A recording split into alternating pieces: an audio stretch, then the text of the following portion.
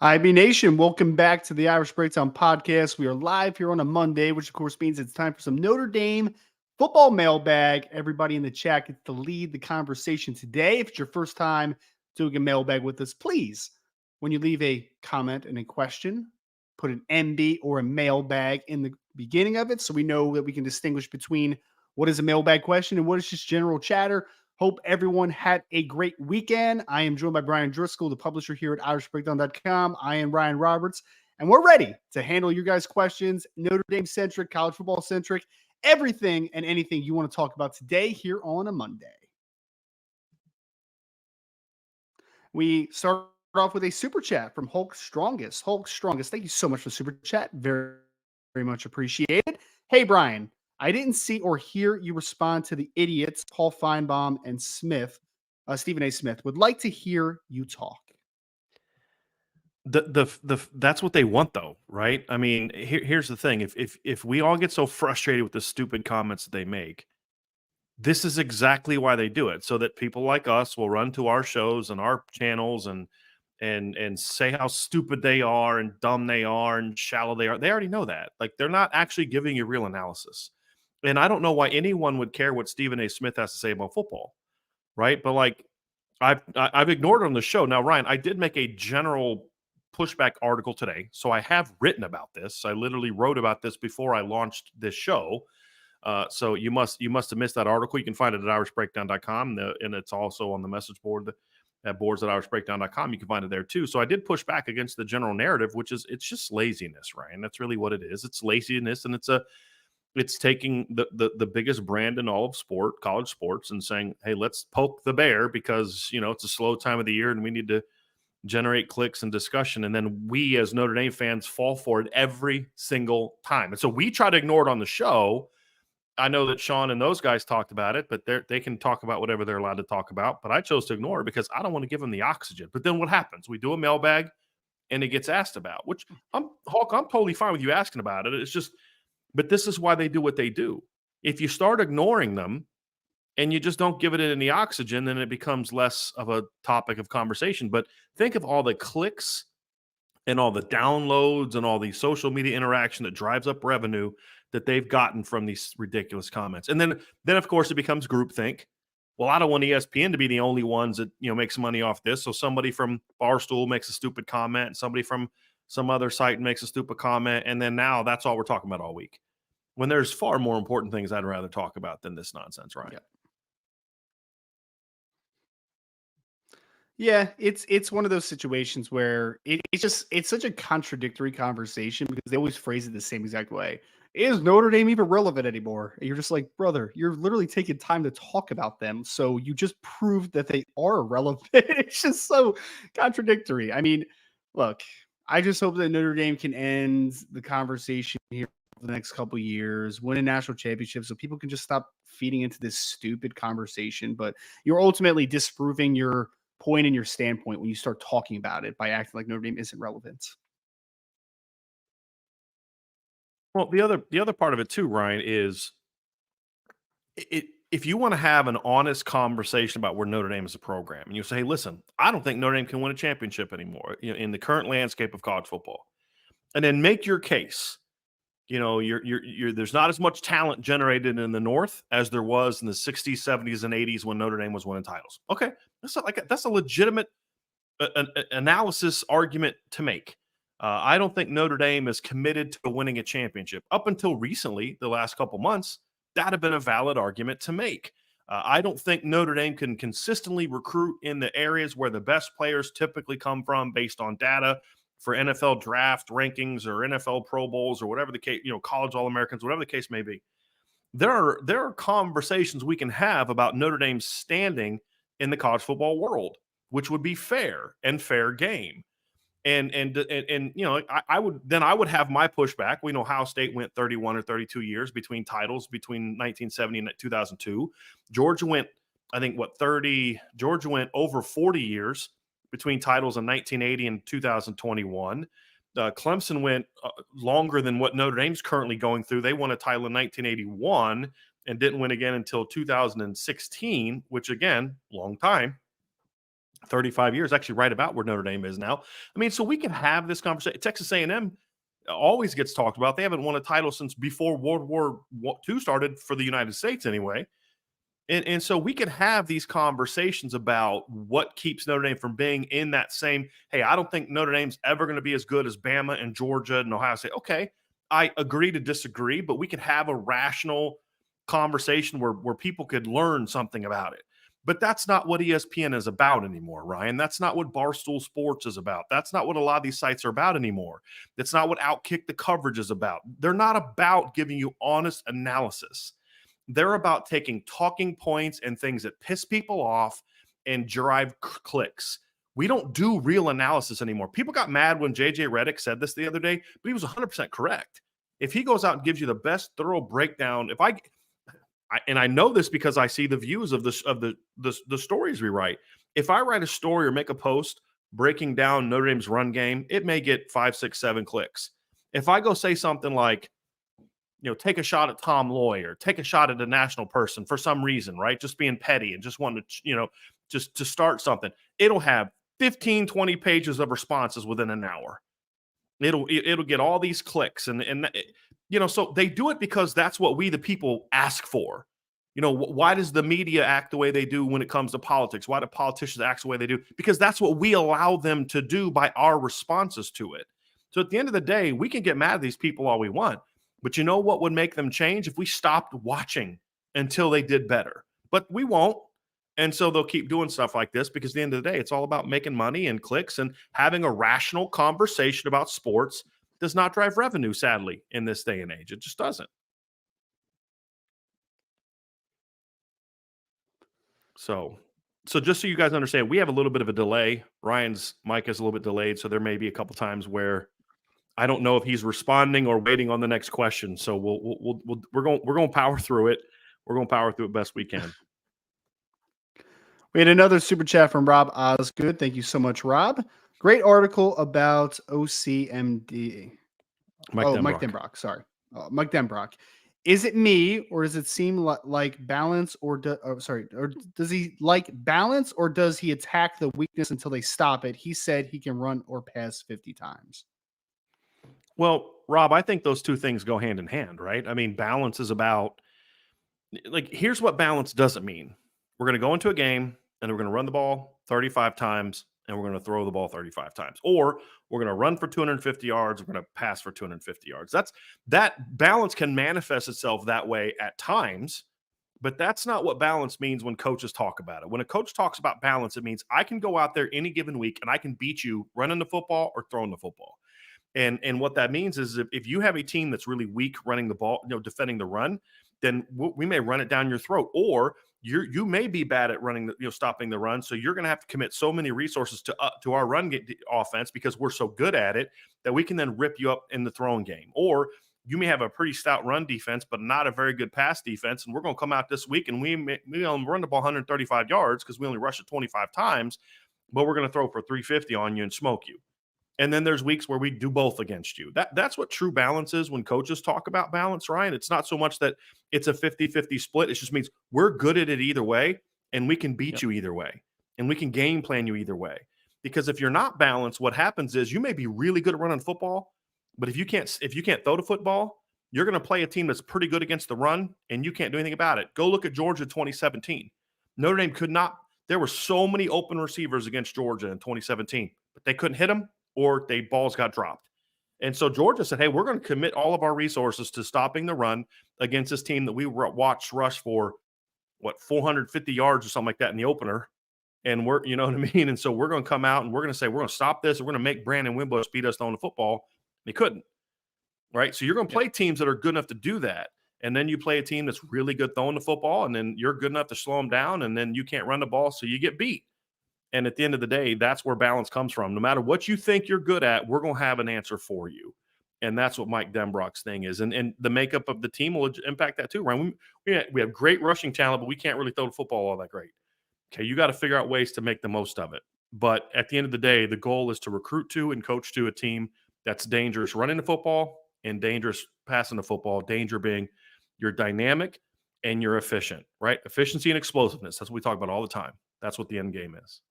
Yeah, I mean, you're trying to be a balanced threat at the end of the day, right? So if I'm a defense when I'm playing against an offense, it's not about a 50-50 split and this number, that number. It's that they can hurt me in both those areas. And obviously, most defensive coordinators are going to try to take one part away. They're always going to try to take a part away because that's just kind of foundationally what makes most sense, right? You're better at running the football than you are than throwing the football potentially. I'm going to stop you in the run game and force you to pass. The best teams are the balanced teams that can hurt you in both capacities, right? So I actually think, Rob, that speaks to balance more. The fact that he says that I will do either in any game, throw the ball 50 times or run the ball 50 times, that actually tells me that they are going to be a balanced attack because that shows that when they're taking away something, you're not afraid to go at something else, right? And to be able to take advantage of a situation that they're not ready for. So I think that actually is the definition of balance, is having the ability to do both things equally well, not equally as well, or close to equally as well. So yeah, I think that is balance. And that's why I'm excited with Coach Denbrock, because Notre Dame at times over the last couple of years, even when it's been good, you've watched games where you're just like, that's a really good running team at times, but passing game, it just hasn't been up to snuff to, more often than not. It just hasn't been up to that standard. So having a balanced attack where you can equally affect a defensive coordinator's mindset, run or pass game, that's where the threat becomes. And thank you for the super chat, Rob. Appreciate that very, very much. We had another super chat from John A1. John, thank you so much for the super chat. It's always appreciated. What is your favorite NCAA football mode, Dynasty or Heisman career mode? If you play Dynasty, did you create a team or use a non-Notre Dame team? I either did Notre Dame or I'd create a team. That's what, and I was Dynasty guy. Like I've joked about this. Like my dream as a kid was not to play in the NFL. My dream, or to play at Notre Dame. My dream as a kid was to coach in the NFL or coach at Notre Dame. That was my dream as a kid. I've always been a guy that liked the X's and O's part of it. Not sure why. But so like Heisman mode, I'd do it every now and then, but it wasn't as fun for me. Dynasty mode was a lot more fun. I liked the recruiting aspect of it. I liked the building up players, trying to convince guys not to transfer. I mean, all that stuff to me was fun the last time I played it. So I don't know what the new game is going to look like, but I'm a dynasty mode guy through and through, Ryan. And I would either be, like I said, Notre Dame or I'd create a team. I liked both. I think that I don't know if I would say I liked one over the other. Like, I mean, honestly, I rocked with both aspects of it. The one cool thing about Heisman mode is there was at least one or two of the games where you could do your Heisman mode until the end of your career, and then you could actually get that into Madden somehow, right? Like you could download it into Madden so you can kind of continue the career, which I thought was pretty dope. But yeah, I mean, otherwise, like when I was in just dynasty mode, I use Notre Dame sometimes. I used other teams as well. I used to be that weird kid that used to like to take like a group of 5 team, like Akron or something, and just build them up. You know what I mean? Like just try to have that challenge in front of you. Like, well, this team stinks, but I'm going to make them really good. That reminds me, Ryan, one of the fun things I would do is you would take a team and like then you get to Notre Dame, right? Because remember, I just jogged my memory that they had this in the last few games. I don't know if they had this in the last version of the game. Remember, you'd get offered jobs in the offseason and you could take jobs. So like if you started with like Marshall or Toledo or something like that. So I would do that with the school that I started. So like I would be at the school, the fake school that I started. Every now and then I'd pick another team, but I would take the team that I started and then, win with it, join a conference, and then you could change leagues. Remember that? You could start as an independent or a Sun Belt or whatever, whoever you replaced, because you started the team, you had to replace somebody. So you join their conference and then you could build yourself up and your team gets invited to the whatever. So I would either try to build my program up to join a bigger Power 5, or I don't know if were they called that at the time? I don't remember. It's been a long time. Or you'd get hired at another job. That was part of the fun too. So yeah, I don't remember because you had the Big East back then. So I don't even really remember what it was called. But what we know now is to be a Power 5 team. So there was. I hope that all that stuff is still there because Mhm. that stuff was fun. I mean, it was. It was a lot of fun. We had another super chat from Tyler Evans. Thank you so much, Tyler. He said, "Give me your top 3 games this upcoming season you're pumped to watch as a fan." Oh, I mean, there's no way to limit it to just 3, Tyler. Like, and what I mean by that is I don't know which 3 that I can pick more than others. I mean, you've got Texas playing at Michigan. You know, Texas and Michigan have only played once in college football history, and that was I think it was the 03-04 Rose Bowl. It's Vince Young against Chad Henne, I believe is who was the quarterback for that Michigan team. And that's it. I mean, that'll be a big game. I'm looking forward to Georgia Clemson. I really want to see what Clemson's going to be about this year. Really curious to see that game, for example. Some of the new conference games are going to be interesting. I think Ohio State and Oregon play again this year. Georgia and Alabama play in the regular season against each other this year. So, there's a lot of games that I'm looking forward to watching this year, on top of, the Notre Dame games that we're going to see this year. But I think this year is going to be unique too, because you are going to see a lot of the new conference stuff is going to create some interesting matchups that early on will be kind of enticing and intriguing, but like anything else, will just eventually you're just going to get to the point where it's like, okay, Oregon and Ohio State are playing again. But early on, the Texas Michigan game, the Washington Michigan game, the Oregon Ohio State game, those things are going to be very interesting and intriguing, and I'm looking forward to watching those games. I think they're going to be fun. I do, and I'm just trying to think of some of the non-conference games that we're going to see this year. Obviously Notre Dame, Florida State, but here, let me pull this up because they're. Well, I'll do it another time. But I put a post up this on the board and I went through it all. But there's some really good games this year. I mentioned some of them already: Georgia, Clemson, Texas, Michigan, games like that. LSU plays. Who does LSU play in the? I think USC, LSU, USC in the opener. I'm very curious to see what those two teams are going to be about this year. I have big question marks about both teams, but I also think both teams, if a couple things can go right, could be pretty good this year.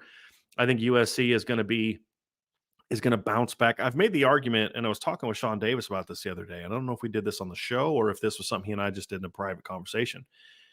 But I said, actually, I think USC has a chance to be better this year without Caleb Williams. And it's not a shot at Caleb Williams at all. And like the whole thing about, well, Miller Moss did this in the system, so it shows that it's a system driven thing. And I think that's utter nonsense. It can be, but you have to open up your eyes sometimes and be like, that's pretty special. That's why so many people missed on Pat Mahomes. They saw the numbers and just like, well, it's a system quarterback. Well, I don't care about the system. Look at the throws he's making. And I felt too often last year, especially last year, I felt too often that you just saw too much of Lincoln Riley putting, to me, too much on Caleb Williams' shoulders. Not enough running the football, not enough balance. The tempo was continued to push even when the defense clearly needed a breather. It was just, we got Caleb, so let's do whatever. And I think that hurt the team. And that's not Caleb's fault. That's Lincoln Riley's fault. So this isn't they're going to be better because Caleb is gone, and it's because Caleb is gone that they're better. It's because Caleb's gone, it's going to force Lincoln Riley, in my opinion, to put a more balanced product on the field. Balance, not just run pass, but also balance from the standpoint of allowing the defense to be a greater part of your preparation going into a game where, in the past, everything was built around, what was best for the offense. Well, I don't know that you're going to continue to do that if you're bringing in D'Anton Lynn and Doug Belk and teams like coaches like that. So, I think those are aspects of it to where I actually think USC is going to be a pretty good football team this year. I really do. But a couple things have to, happen and change for that to become the case. And so that LSU USC game early in the year, I think it's in Las Vegas, is going to make for a very, very intriguing game. In my opinion, very intriguing game. And I think that is it for the super chat. So let's jump back up here to the top. We got one from Quinn Kibler. Quinn says, what running back will be the best complement to Riley Leonard's game? Might be all. Just kind of curious on you seeing the load sharing going, how you seeing the load sharing going, and if the different QB style is a factor. Well, I mean, yeah, I'm going to go with all, or at least some combination of Jeremiah Love and Jadarian Price. And here's a couple reasons for it. Because they complement him differently. And I don't know that one is better than the other. I think what complements Riley the best is that unique combination of skills. So with Jadarian, you have more of a pure running back. You have a guy that can do some things in the pass game. He can catch the screen game. He can catch some quick game. He can do some different things where you can get him the football on some different routes. I mean, we saw him in high school catching seam routes. That's not really something you're going to do with him a ton at Notre Dame outside of like, the occasional, hey, we see something open, let's take advantage of it and get that one big play. It's not something you're going to do all the time, but check down, screen game, things like that. But he's a pure runner. He's a between the tackles runner. He can get outside. I mean, he is a running back. He's a pure running back. And then he is a guy that to me is a really dangerous inside zone duo counter runner, which complements Riley really well because you can do a lot of stuff off the RPO game, which forces teams to kind of bring their alley coverage in a little bit or their third level coverage down a little bit, which opens up some opportunities for Riley to get some one-on-ones in the throwing game. Those guys may crash off the edge, cheat inside. Those are things that then open up opportunities for Riley in the running game with the read concepts. A guy like Jadarian Price, then also he's a bit more of a hammer. He can take some of that burden off of Riley where then you can run some different concepts with him. Then you put Jeremiah Love in the game. Jeremiah can do the inside zone and counter and duo type of stuff as well. But the mistake that I think Jared Parker made last year, and I like Jared Parker. I mean, you don't have the numbers they had last year by accident, but I didn't think he was creative enough with his other running backs not named Audric Estime. And I thought not using Jeremiah Love the right way to me was just one less weapon that you were taking advantage of. And then when we see Jeremiah in the game, he'd do two things. He'd run between the tackles and he'd run wheel routes. That's it. That's like all he did. Well, I'm confident that Jeremiah Love could do more than that. They just didn't use him for more than that. And so there's a lot of different things you can do with Jeremiah Love. Jet sweeps. You can put him outside and bring him in motion, and whether an empty out of 11 personnel, motion him back inside, do some different things with him that way. You can go 21 personnel or 20 personnel and put Jeremiah outside, motion him in the backfield, use him on orbit motions, use him on jet sweeps, reverse motions, smokes, all types of things you can do with him that not only complement Jadarian Price, but also complement Riley, because he's a guy that you'll see more of, to me, the pure quarterback read runs, so with Jeremiah, more of the QB power where you're really threatening the perimeter with his speed. Jadarian can as well, because Jadarian's also very fast, but Jeremiah is just, to me, a guy that you're going to consistently use more on the move because he's a guy that can do so much more in the throwing game and on the perimeter than Jadarian. So I think they complement each other differently, or Riley differently, which then makes them as a group, as a duo especially, a tremendous compliment to Riley. So it's going to be both. And I think you're going to see Notre Dame going to every game looking to find as many ways possible to get both of those guys to football. And then I would assume, I shouldn't say assume, I hope that we see them together at times. And then once you get into the game, you have a game plan built around both of them. There's going to be times when it's just, hey, this guy's hot. Let's keep riding him. Jeremiah's hot. He's ripping his team up. Let's keep riding him. Or Jadarian's ripping his team up. Let's keep riding him. And they did that a little bit in the bowl game. You saw that with Gino Guidugli and Dylan McCullough in the bowl game, where Jadarian was hot. I mean, Jadarian was just hotter in that game than Jeremiah was. And so they kept riding him, even though Jeremiah was a starter coming into the game. There'll be other weeks where Jeremiah's hotter. And hot is partly about the back at times. Hey, he's seeing it today. It's like any other athlete, man. You're just in that zone. And my anticipation today was just phenomenal. I just saw everything before it was going to happen, and I'm making cuts and moves and reads and things like that. But other times the hotness can also come from the particular blocking schemes that you have designed for that player. Hey, we're ripping this team up with our buck sweep and our counter stuff, and that's the stuff we had implemented for Jadarian or Jeremiah. Or we're ripping this team up with duo, and that's a scheme that we had designed more for Jadarian and Jabron Payne or Keidron Young. And so those guys may get more carries, and then you're going to do things with Jeremiah in the throwing game. And sometimes that's where, the hot back comes from too. It's not so much that the back is necessarily hotter. It's just the stuff that you've been practicing that week with that particular runner, and the stuff that he's best at is the stuff you're blocking the best. And then that can lead to, that's where that hot hand comes from as well, is like, it's not so much the back that's having the hot hand. It's also partly the running back that's having the offensive line and the blocking scheme that's having the hot hand as well. And that can play a big factor in the conversation as well. Very good question, Quinn. Here's an easy one. Iden Benami. Is Micah Bell still the fastest on the team? Barring him having some sort of injury that we don't know about, yes, he is definitely the fastest guy on the team. The only guy that could have challenged him for fastest guy on the team is currently in Charlottesville, Virginia, as part of the University of Virginia's football team. That'd be Chris Tyree. So, yes, he's still the fastest guy on the team. How are you, Ryan? I missed you, man. I'm doing pretty well. And yourself? So far, so good, man. So everything looks good so far. So let's keep it rocking and rolling, man.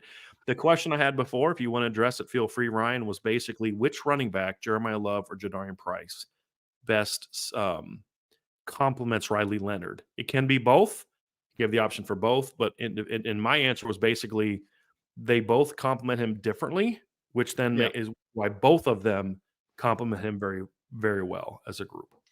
Yeah. I think they both complement really well because I think they're both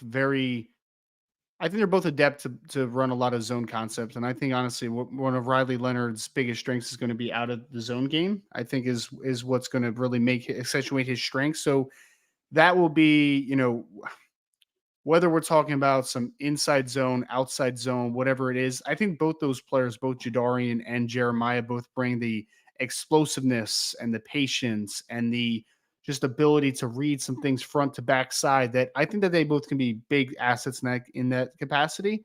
And I also think that both players, if you're going to do some power read stuff as well, like both players have more than enough speed to be able to get to the perimeter off of like the sweep look, type of situation too. Right. So, and Jeremiah Love also has high upside as a pass receiver as well. So off of some option looks as well, if we're going to kind of extend, I wouldn't mind even seeing some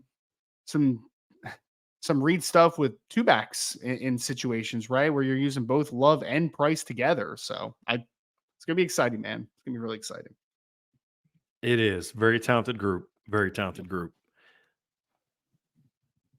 We had a question from Iden Benami. What's up, Iden? Are you guys eye test guys when evaluating players or stats and physical traits more? Well, physical traits are part of above. Right. I would say also physical traits are a part of the eye test as well. Like you can't, I mean, if I'm watching a player, I'm looking for those physical traits. So I would say that you can correct me if I'm wrong in the chat, but I think the question that you're actually asking is, are we more film-based evaluators or are we more analytical-based evaluators? Because I think that's the separation that happens. And I think that the flaw that people get into is that you're too far one way or the other, right? Where Bingo. You're all film and you don't care about any size threshold or any production models or any of that type of stuff. Or you're PFF where all you care about is the production model. You don't care about anything the guy looks like on film. So I think you need to be a balance of both. And I think that's where the tug and pull really is. That's a great answer, Ryan. Perfect answer. It's got to be both. It's got to be both. You got to find the sweet spot with both of them. Super chat from Anthony Solomon. Anthony just says, thanks for the show today. You are very, very welcome, Anthony, and thank you for the super chat. We appreciate that very, very much. Yes, sir. I want to mix up these looks a little bit, Ryan. I'm going to bring this one up here because this is a draft question, so this will be a good one. Indy Estimate Trucking LLC asks, take Drake May, put him on USC. Then take Caleb Williams and put him in North Carolina. Who has the better season? Also, why are scouts repeatedly glossing over the fact Caleb struggled against good defenses? So if I reverse the two, that's an interesting question. I honestly think that the results are relatively the same, to be honest. I don't think what they were with each guy on the particular team. Like USC is not better or worse, and North. Agree completely. I think UNC has some explosiveness, which they did at times this year. I mean, Tez Walker was a really explosive player because Drake obviously has the ability to work vertically and do those things. Caleb Williams has those as well. I think there was always going to be shortcomings, though, because the pass game weapons outside of Tez Walker weren't great for North Carolina this year. Like it was, and their offensive line has been awful for years. I mean, like it's just not a good unit at all. If you put Drake May into USC, I mean, I think he puts up great numbers, but you know who else put up great numbers? Caleb Williams put up great numbers, right? So I think that it's not a ton that movement back and forth, which is why I think that ultimately, if you ask me who are the two best quarterbacks in this draft, it's Caleb Williams and Drake May. And I don't think it's like a crazy separation. Like I prefer Caleb Williams slightly over Drake, but it's not like where I'm like, oh my God, you're an idiot for thinking that, Drake is anywhere near Caleb Williams, like those types of situations. But so I think it's about the same. And I would say this though, I don't know if you heard this, Brian. There's a lot of names at USC at skill position this year, but I thought they played not great this year overall, man. Like I thought Mario Williams was bad this year. Like he wasn't good. Yeah. Marshawn Lloyd was okay, but he got banged up a little bit. And they too. never used him. They Yeah. never used him. I mean, the last time they used Austin Jones the right way was against Notre Dame at the end of the 2022 season. I'm going to push back on this a little bit. Number one, and is I'm going to counter it. Why are you glossing over that Drake May struggled against good defenses? Because he did, right? I mean, Drake May played what, 2 good defenses this year, Ryan? Clemson and NC State. Yep. And he was not very good in either of them. Well, No. I don't blame Drake May for that because I watched those games. His team was overwhelmed in both games. Yep. There's nothing you can do about that. I mean, you look at Caleb Williams and you say, well, why did he struggle against good defenses? Because his team wasn't very good. But I also think that's a false narrative, to be completely honest with you, Ryan, because I watched Drake May look pretty. I mean, I watched Caleb Williams look pretty good against UCLA this year, and they had a pretty darn good defense. And his team just wasn't any good. He was pretty good. His team lost, but he was pretty good. And I would counter they lost 38-20. Imagine what the score would have been if they didn't have Caleb Williams in that game. I watched him shred a pretty darn good Notre Dame defense in 2022 at the end of the season last year. So everybody talks about how bad Caleb looked against Utah in the Pac-12 title game. He had a lot of hollow stats in that game. But are we going to gloss over the fact that he ripped that same Utah defense up on the road in the regular season that same year in a 43-42 loss? Right? Like, let's not ignore that because we don't like Caleb Williams. Yeah. Right? That's the issue. Is there are things to pick apart about Caleb Williams' game that are fair. There's things to pick apart about Drake May's game that are fair. I think Drake's big. I didn't think Drake was very good this year, but my issues with Drake are. Let me rephrase. I think Drake's ability to play to his peak was hindered by the system he played in this year and the team around him. I think it's a better way of putting it, Ryan. Sure. And I don't think he was as good. The end result wasn't as good, nearly as good as it was a year ago with a different offensive coordinator. I get it. We don't like Caleb Williams, and I understand some of the reasons why. But what I can't do and what I try my best not to do, Ryan, is to apply a different standard. And that's something. It's what I've always been bothered by. Guys jumping up in the rankings because they performed well at an all-star game or a camp. Well, you're arguing from a lack of data on both ends. Now, if 2 guys go to the same camp and they both play well and one guy outplays the other, okay, fine. But it's when one guy goes to the camp and does well and the other guy doesn't go. That to me, that's like a data point that says, hey, what are we doing here? I mean, so I just think the whole narrative around Caleb Williams is he's the number one guy. Notre Dame fans especially don't particularly care for him. I get it. And so we nitpick every aspect of his game. And what I would say is, here's one for you. Take Caleb Williams off of USC, put him at Notre Dame. Put Sam Hartman at USC, then ask what happens. Because you're asking who's better on this team, the number 1 pick or the number 2 pick? Right. Well, it's not going to change a whole lot. Notre Dame has Caleb Williams this year. Notre Dame's in the college football playoff. Agreed. End of sentence. End of story. They might even play for a title this year. I think they could. I think Notre Dame has a great chance to win a title this year if Caleb Williams is their quarterback. That's how good their defense was. So I would say the same thing if you took Drake May and put him at Notre Dame this year and put Sam Hartman in North Carolina. You know what I mean? And so to me, they're clearly the 2 best quarterbacks in the class. For me, I think there's a big separation for me between those 2 and whether it's Jaden Daniels or Michael Penix or Bo Nix as far as NFL draft prospects, in my opinion. But you know what, Ryan? I'd have taken all 5 of those kids for Notre Dame because they were all outstanding college quarterbacks at the end of the day. Yep. They were. All right. Next question is from Kevin Park. Thank you, Kevin. How did the Irish Breakdown team come to be all together? That's interesting. Well, it's different for everybody. So Vince and I have known each other over 10 years. And when I was working my way out of BGI, long story, Vince kind of knew what was happening and Vince got offered the job to stay at BGI, which I encouraged him to do. But the plan was always that when I got IB rolling. Well, it wasn't IB at the time, but when I got things rolling, he would then come over with me. So Vince was always going to be part of it in some way, shape, form, or fashion. And all the others have really come about through relationships. Ryan and I had a good relationship prior to him coming on board. And in fact, can I share the story, Ryan, of kind of how you interviewed for the job and all that? Absolutely. So I actually reached out to Ryan because I respect Ryan's knowledge, and he does a lot of different things. I said, hey man, do you know anybody that would be good at that? Talking recruiting and covering recruiting. I'm looking to hire this, and I knew what Ryan's dreams and aspirations were, and they weren't necessarily this, or at least we had discussed it to where I knew if this would be the kind of thing. And so then he gave me some names, and then I think it was about a day later, you called me back. And we're like, hey, would you be okay if I interview the job? And I was like, of course. So I had 3 great people interview. Joe DeLeon did a great job in the interview. Kyle Kelly, who now works at On3, did a great job in his interview. And then Ryan did a great job in his interview. I just felt Ryan was the best fit and did the best job and would thrive in this role. And so that's how he came on board. But again, we had a previous relationship. You had been over my house before I hired you because you guys parked your RV in my driveway when you came in town for the Cincinnati game in 2021. Yep. And then same thing with Sean Davis. Sean and I have been friends for a while. And that started because Sean had asked me to come on the ESPN Chicago show a couple times with Jared Payton. And so we had built up a relationship that way, and we'd known each other for a while. And of course, it worked out that way. And then I'd known Sean Stiers for a while. We had worked at the same place for a very brief period of time, long time ago. And then, he'd have me on his local radio show. Well, when that went away, I reached out to him right away and was like, hey, I'd love to have you as part of my team. Laid out the vision. We went over to Penn Station, sat down. I laid out the vision for him and, how it would work and how the pay structure would work and all that kind of stuff. And he was on board. And so it all came from previous relationships of people that I respected and trusted and valued the job that they did. And so that's how it came together. So it's been fun. It's been fun. Did I represent anything incorrectly, Ryan, with how you got to Irish Breakdown? No, it was good. It was good. I think when you write a book someday, that's you'll each have a chapter for each guy. That'd be good. There you go.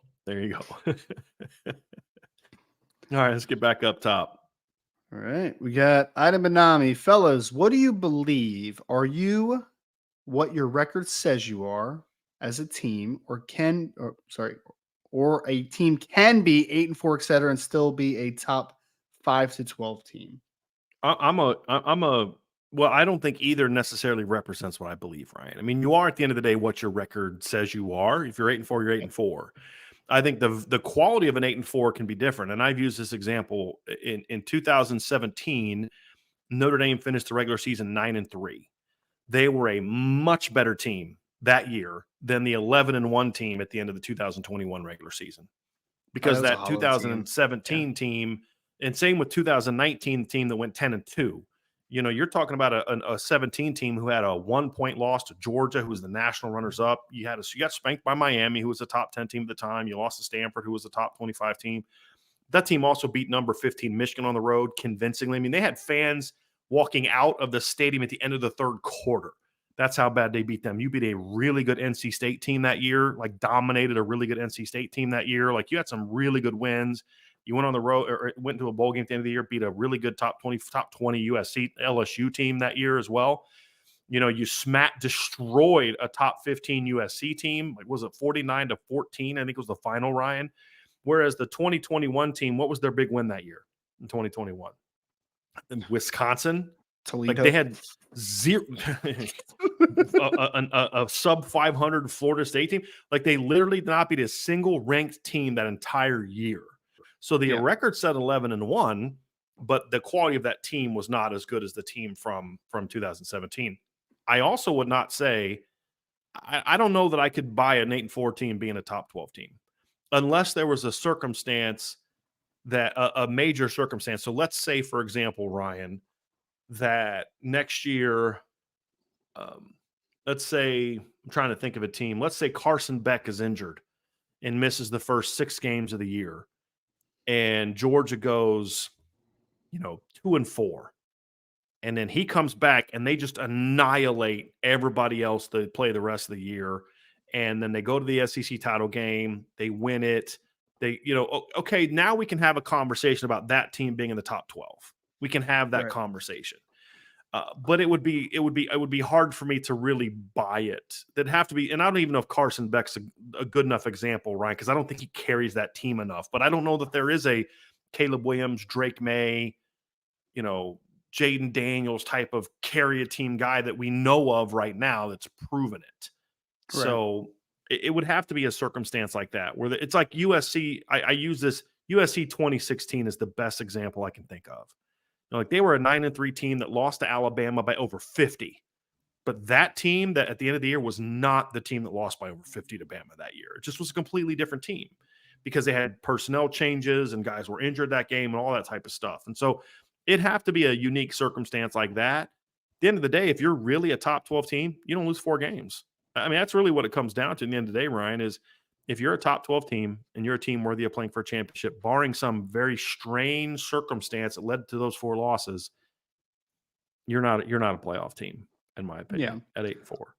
I also think there's a difference between playing like a 5-12 team and being a 5-12 team, right? Like there's a huge difference because there's one we're talking about the recent trends, and the other one we're talking about a resume, and resume matters. I mean, it does. So, do I believe in your record is what you say it is? You are what your record says you are.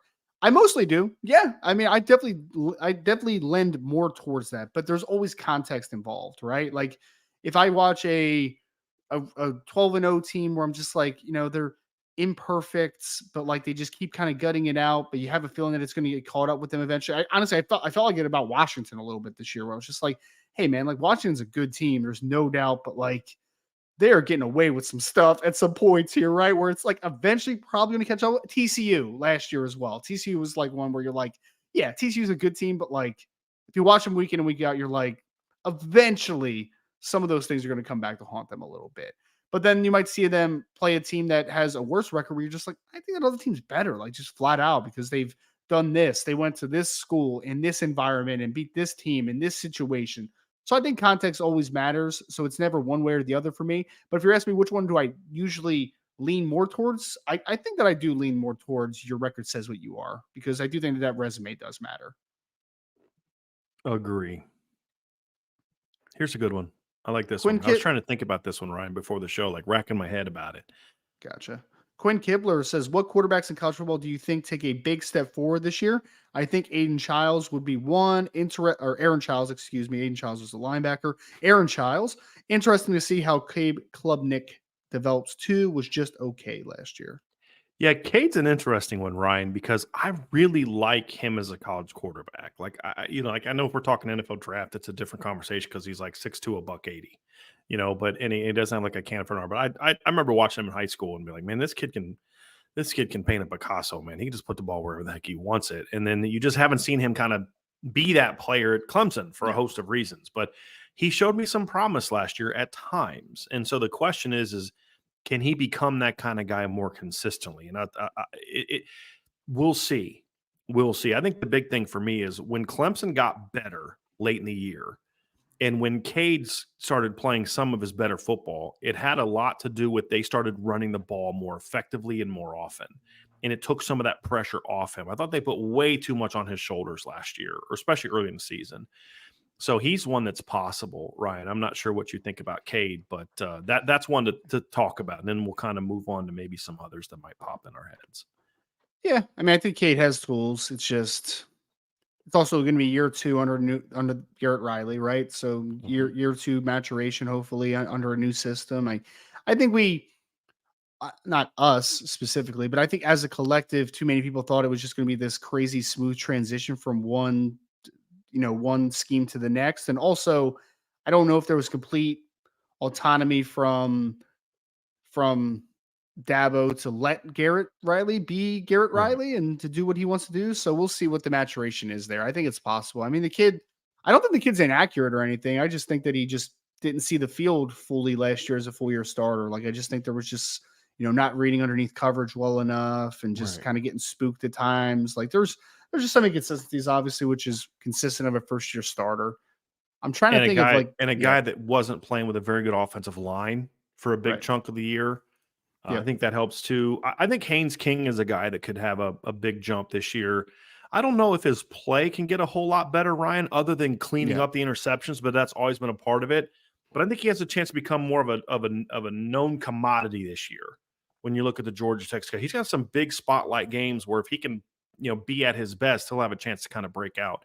I mean, obviously we'll talk about him last, but obviously, I mean, Riley Leonard is one. But I think Quinn Ewers would be one for me. And with Quinn, it's not so much that I think he's going to play a ton better. It's just more about he showed flashes of being a more complete quarterback last year. Now that Yeah. he's a third-year starter, can he be that and then kind of emerge as the best quarterback in college football? I mean, there's a chance for that this year. I mean, when you look at the team he's going to have around him, I've said this before, Ryan. I think Quinn Ewers went from way overrated to underrated during Yeah. his career. He was way overhyped coming out of high school, and that's not his fault. To a degree, kind of. He bought into the hype a little bit, but you've seen a kid that got humbled. Yeah. And when you listen to him talk, that's a young man that's gone through a growth as a human the last couple of years that's made him a better quarterback. And I think if he stays that way, could make him an even better quarterback this year in a year where you've lost a bunch of the top quarterbacks in college football. I think he has a chance to become that guy as well.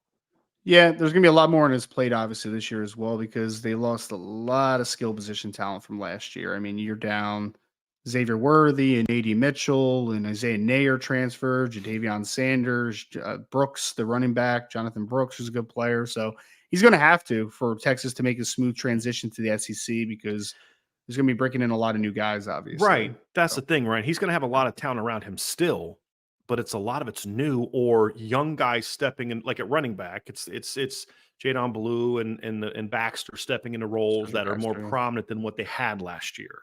right. And that's where he's got to be that leader. To your point, it's a great point, right? To kind of bring them all together. Like, Mhm. hey, I'm the quarterback. I got to lead.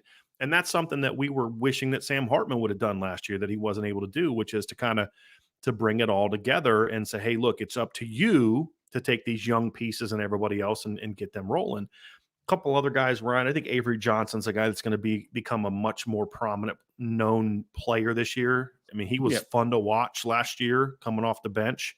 Mhm. It's now his team. I think they're going to lean hard into the running aspect, quarterback run aspects of who they are. And I thought he got better and better and better throughout the years of passer. He's another guy that I have my eye on as having a breakout.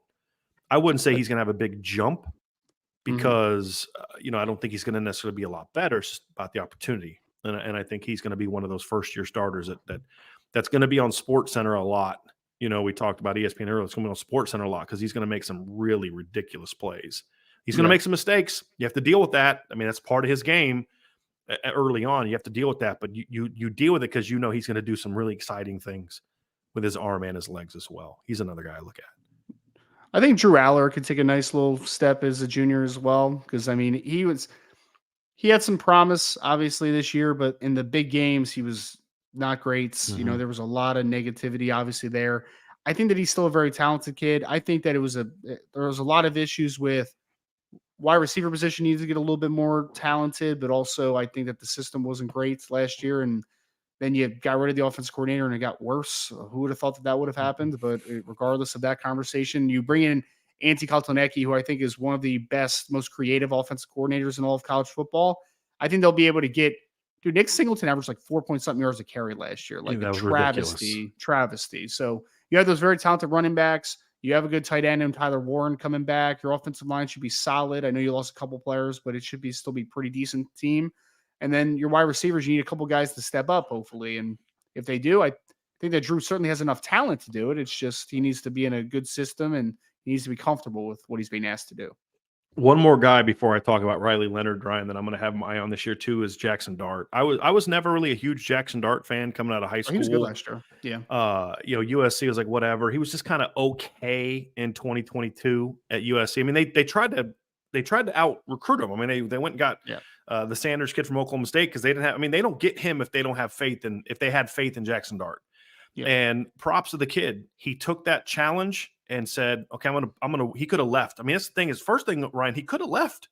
He could have gone in the portal and it would have been a hot commodity in the transfer portal. He stayed, he competed, he won the job. And by the end of the year, he's a pretty darn good quarterback, and still a little inconsistent, great 1 week. Like, look at his last 5 games. Great against Texas A&M, not very good against Georgia, great against Louisiana Monroe, just okay against Mississippi State in some really bad conditions, and then phenomenal in the bowl game against Penn State. Yeah. So can he be more consistent? We'll see. He's going to have some really good weapons around him, man. There's no doubt about that this year because they were very busy in the portal. And lastly, for me, we're talking about taking a big step from where he was last year, even where he was 2 years ago, but especially from where he was last year. It's Riley Leonard at Notre Dame. I mean, you're talking about a guy that played half the year because of injuries, and he's going to be. I mean, look, the argument was always, when you consider how what that kid had around him, he's a pretty darn good player. Well, does he respond well to having a lot more talent around him? We're going to find out. Can he put a team on his shoulders when it means more? With all due respect to Duke, just means more. There's just more eyes on you. There's more pressure. You can just kind of let loose and just go play ball and have fun at Duke. Notre Dame's a little bit different. Can he still keep his personality and demeanor? So I think all those things will turn out to be positives. But if he is the quarterback that I think he can be, Ryan, and I know that you think he can be, he's going to become a household name next season if he's that guy because he's at Notre Dame. There's no doubt.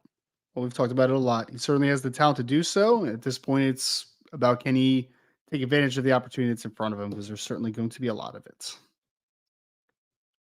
We had Ida Benami says, okay with auto bids for the college football playoff or think they're ridiculous. The latter for me. I'm okay with here's my stance on that, Ryan. I'm not a huge fan of automatic bids, but I also do think there should be some reward for winning your conference. I do. Sure.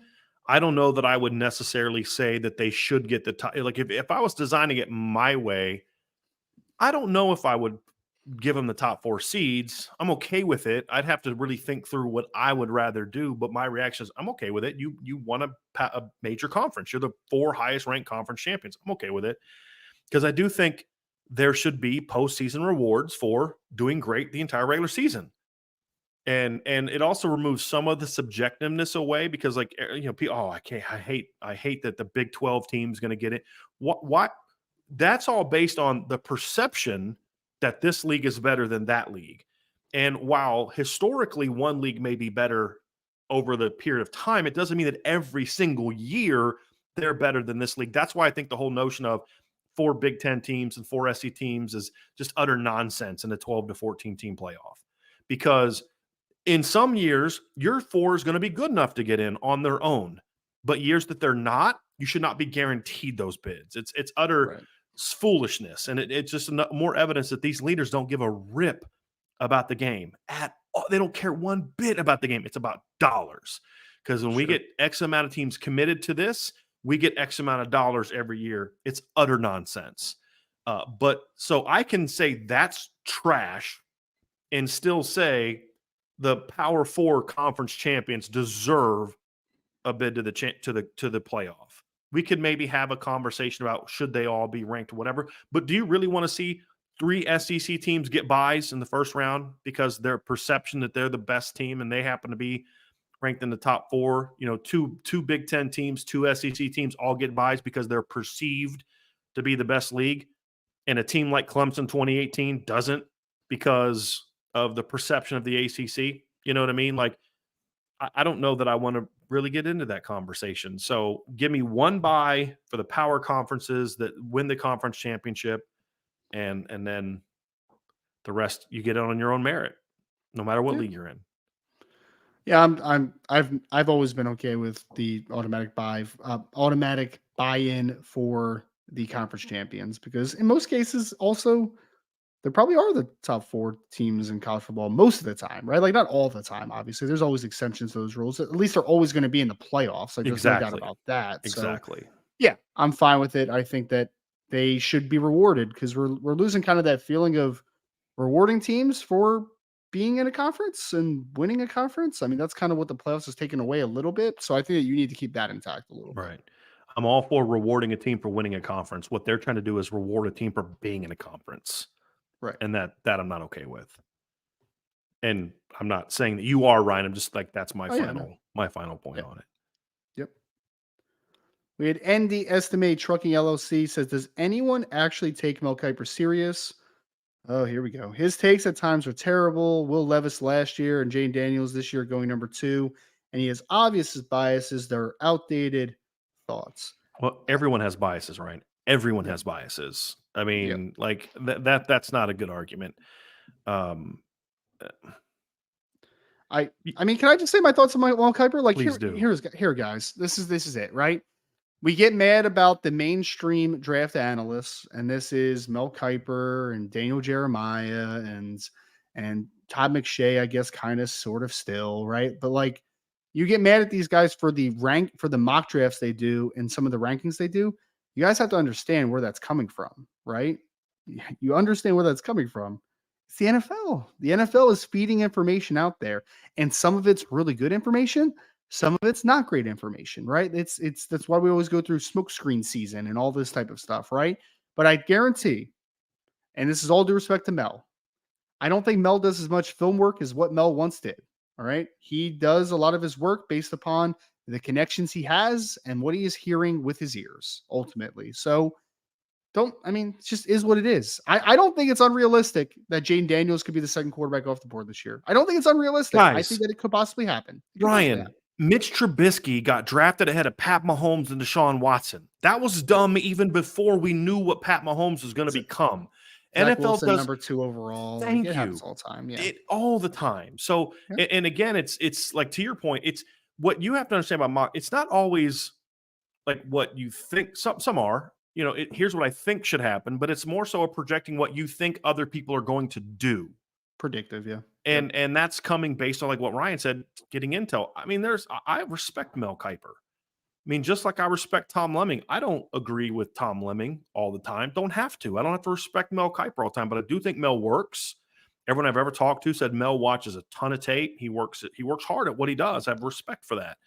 You don't have to agree with someone to respect the work they put in. And just because someone has a miss, like I would say, if you're mad about his misses, then you're just biased because you can't name any other draft analyst that doesn't have equally bad misses.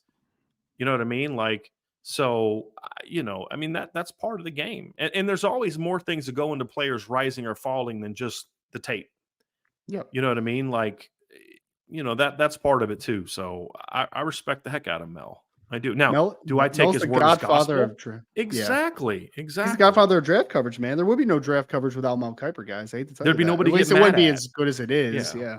Yep. Exactly. So Exactly. yeah, I mean, we're just mad at someone for parlaying. Daniel Jeremiah says it perfectly. Daniel Jeremiah always says that his rankings are from his eyes, his mock drafts are from his ears, right? So don't get mad if Daniel Jeremiah mocks someone in a particular spot. He's mocking them there because of something that he's hearing from the Right. NFL circles. I mean, that stuff happens, right? So But I respect Mel as But a even if they do, right, even if it's their opinion and they're just wrong, so what? yeah, yeah, We're all wrong about stuff. We all have yeah. misses. The only people that don't ever miss in their evaluations are people who don't make any. Like Matt That's it. Miller, who actually doesn't watch film, but yeah. Matt Miller shade. I don't care. I love it. I'm all for it, man. I'm all for it. I'm all for it.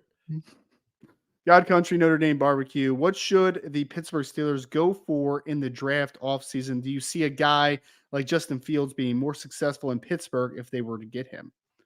Would he be more successful in Pittsburgh than Chicago? Yes, I believe he would be, because Pittsburgh is one of those organizations that even when they have questionable offensive coordinator, which they've had over the last couple of years, Pittsburgh is a well-run organization. It really is. Chicago, not as much. Now, you have to ask me honestly, God Country, Notre Dame Barbecue, like, what am I giving up for Justin Fields? That would be my first conversation piece, Right. because I have hesitation over Justin Fields, which is why I had hesitation over Justin Fields when he was coming out of Ohio State. I still thought he was really talented, but there were still some things about him where I'm just like, I'm not sure about that, right? But would he be better in Pittsburgh than he is in Chicago? Yes. What do I think Pittsburgh needs to do overall as a team? I think they need to figure out quarterback, obviously. I think they need to figure out their offensive line situation, because I still think there's upgrades that could happen. Broderick Jones played pretty well at right tackle. I think you could flip him over to left tackle, potentially take another offensive tackle in this class to bolster the offensive line. They need a center. They need a corner on the defensive side of the football. There's holes to fill for Pittsburgh. But to answer the initial question, yes, I think Justin Fields will be better on Pittsburgh than he is in Chicago. I do believe that. Sean Davis would love to hear that comment, because his big thing is, I mean, and I agree with it. There are certain organizations that just don't produce good quarterbacks because they don't know how to properly build around a quarterback. That's really Yep. what it boils down to. I Mhm. mean, the Cleveland Browns were that for a long time, very long Yep. time. I would argue they still are. I mean, They're getting out of it a little bit, but yeah, you're not wrong. You're not yeah, wrong. It's not the Washington Commanders. They're the new no, one. yeah, no. A Here's a once question, prominent Ryan. franchise that can't Yeah, get out of their own way with bad ownership. yeah. Yep. I'm going to read this one. I'll get your thoughts. Which odds are greater, a 2-loss SEC champ or an undefeated group of 6 team? Now, I followed up with the question and you know, odds of what? And it was just simply that. Is there a greater chance that there's a 2-loss SEC champ or an undefeated Mhm. group of 6 team? I would say the odds are greater that there's a group of 6 team, Ryan, but I don't know that it's significantly Yeah. because the schedules are so much more ramped up this year. I could see because 2 reasons. One, SEC schedule is much tougher this year across the board, and Yep. 2, as more Cincinnati's and SMU's are leaving the group of 6, it becomes much easier Mhm. to then go for those teams to then go run the table. Yeah. Yeah. That was my initial impulse as well, was to take the group of 6. I do think that it's gonna be interesting to see just the SEC hierarchy, because I mean, I think we could all assume that Georgia is going to be that team for the next couple of years, especially, right, as far as like their sustainability. But how quickly does Alabama, threaten back at the top with Kalen DeBoer? Can they sustain what Nick Saban had built? Does a Texas or an Oklahoma come in and get to the hierarchy of the SEC immediately? It's going to be fascinating to see how the SEC trends over the next couple of years. It is going to be fascinating for sure. Item Benami with another one. How about that hype video Mitchell Evans put out? Excited for his return. Big piece of our team. What a beast. Yeah, it was a good hype video. I was Yeah. on Instagram, but someone posted on Twitter as well. It was really cool. Yeah. Here's another one, Ryan. It says, "What are your projected top 3 teams for each Power 4 conference?" I don't know Oof. about I haven't dove into that yet, Yeah, where I same. could say that. So I'll just give you my initial gut reaction to Mhm. it now. Big Ten to me right now, where things stand right now, my top 3 would be Ohio State, Oregon, and Penn State. It's my top 3 for now. Okay. I don't have Michigan in my top 3 of that. I think you could argue Penn State, Michigan are 2. USC potentially could maybe climb into that if some things go their way. I think the top 2 are no brainers. Ohio State and Oregon are no brainers. 1, 2. I'm going Penn State number 3. I just like the talent they're bringing back in a lot of places. So then Big Ten, SEC, Georgia, clearly, Texas, clearly. Number 3 for me, not as clear. I don't think I think people just assuming Bama's going to just. I saw something the other day. People are talking about predicting Bama to go 8-4. I'm like, guys, I know they lost a lot, but this is still Bama, and let's not forget that Kalen DeBoer took a roster that most people didn't think could compete in the SEC and went to the national title game with it. I mean, so like, let's not act like they hired. Who's the guy that Tennessee hired when Lane left? It Oh, was just Dooley. terrible. Derek Dooley. Dooley. Let's not act like they hired that guy. Right. Right? Like they hired a darn good freaking football coach and they're still going to be talented. Are they going to be a national title contender? I don't know. I need to see some things. Who's going to be their quarterback? Blah, blah, blah, blah, blah. But they're still going to be a darn good football team. Does LSU jump into that top 3? Could it be Ole Miss? I mean, I think the top 2 going into the season are clear for me. Georgia, Texas. It's much harder to pick the third, and I think there's a lot of good options for. I could see Tennessee taking a big jump this year. They got some talent. I would not go with Tennessee right now. They wouldn't even be my top 2 or 3 of the next group, but that's another team with some talent. I'd probably lean towards Ole Miss right now, Ryan, but I'd write it in pencil very loosely because they had a great offseason, but Lane still has to prove to me that he can be consistent. And his entire career has been great, drop, great, drop, great, drop. That's been his whole career as a head coach. And he's got to prove to me that he can string 2 good years back to back. And he hasn't done that yet. But he had the offseason to where you say the roster ain't going to be the problem. I mean, it's not. Roster's very good. It's a very good roster. No doubt. Big 12, Utah. I don't even remember who's in the Big 12 anymore. Yeah. Just half joking, Yeah. but yeah, not fully joking. It had Jed Fish not left Arizona, I would have easily gone with Arizona. I have a harder time going with them now. Utah to me, Oklahoma State. They're going to be one. They got a lot coming back next year. They're going to be in that conversation for me. And then probably off the top of my head, Kansas State, probably off the top of my head, would probably be my top 3. I'd have to really think through it. I don't know that TCU is going to make the full climb back. Baylor's in a tough spot. Texas Tech, Cincinnati's bad. West Virginia was surprisingly not bad last year, Ryan. They were a much better team than I thought they were going to be last year. Let's see it 2 years in a row. Let's see it 2 years in a row. 100% agree. 100%. Yep. And now that everybody's got film of Garrett Green and exactly 100% agree. I watched a little Garrett Green recently too. I was actually watching an offensive tackle, but like I don't know how they did what they did with that kid. I do not see that, but sure. Trying to think, Ryan, some other teams in that league. I mean, obviously you have Colorado joining that league. I don't see that. I don't see either of the Arizonas. Arizona still has talent. I question the quarterback and wide receiver back. Yeah. Oklahoma State and Kansas State and who is in Utah would probably be my 3. And then lastly, ACC. That one's a lot easier. It's Florida State, Clemson, and Louisville for me are my top 3 in that league right now coming into the season. Okay. Yeah. Anybody that jumps out? It's very early. I'm still curious to see how Florida State just kind of rebounds off of losing so much talent because they've kind of won off the portal the last year or two, right? Where it's like at some point I question sustainability with that approach. I mean, it could just hit again or it could not be as good. I don't know. I'm very interested to see what they do this year. Because the question would be this, Ryan, am I correct in reading you? Yes, they hit the right notes this time.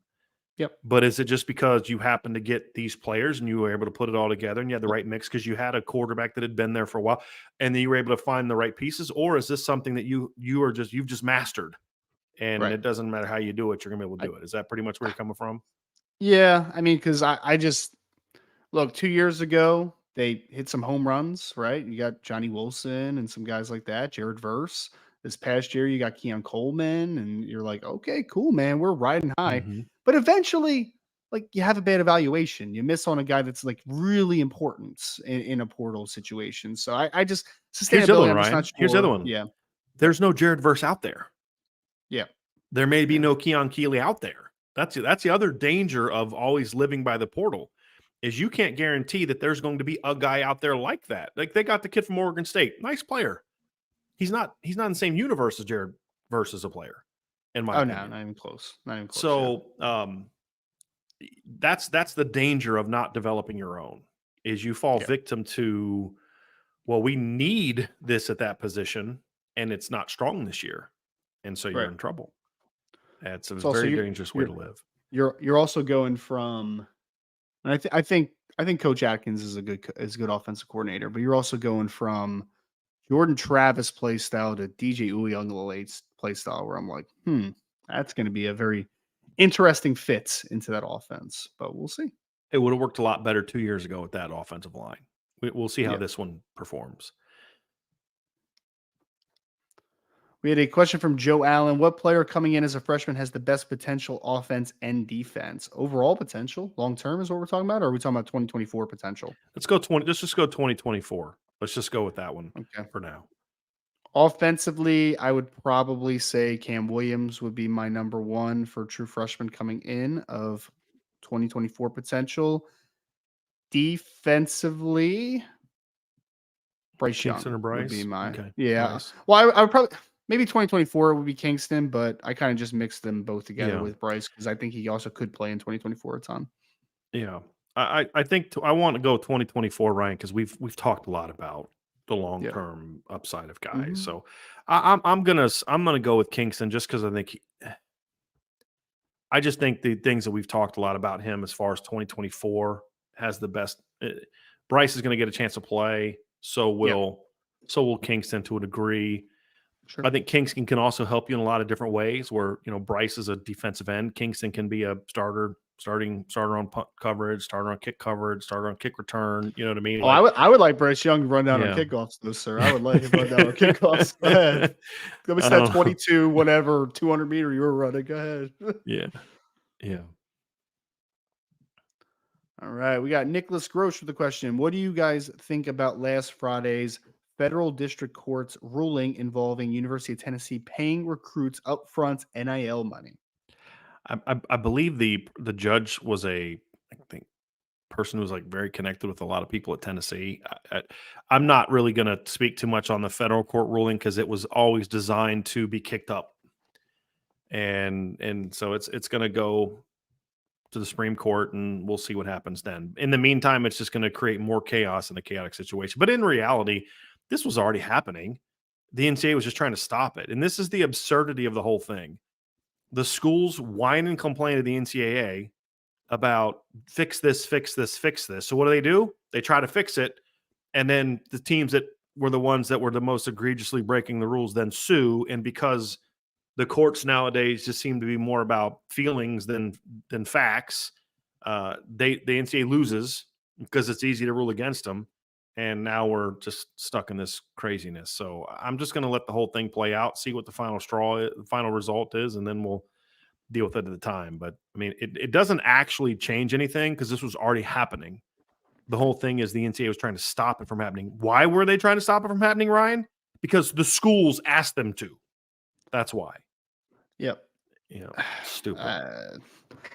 We're cracking down on some schools, but NIL money, and it's I don't know, man. It's ridiculous. I don't know. Again, and if the NCAA hadn't been complete idiots for 20 years, and then once this whole thing started, they let it go for 2 years before they tried to stop anything. Like it's an absolute joke. The whole thing is a joke. It really is. Yeah.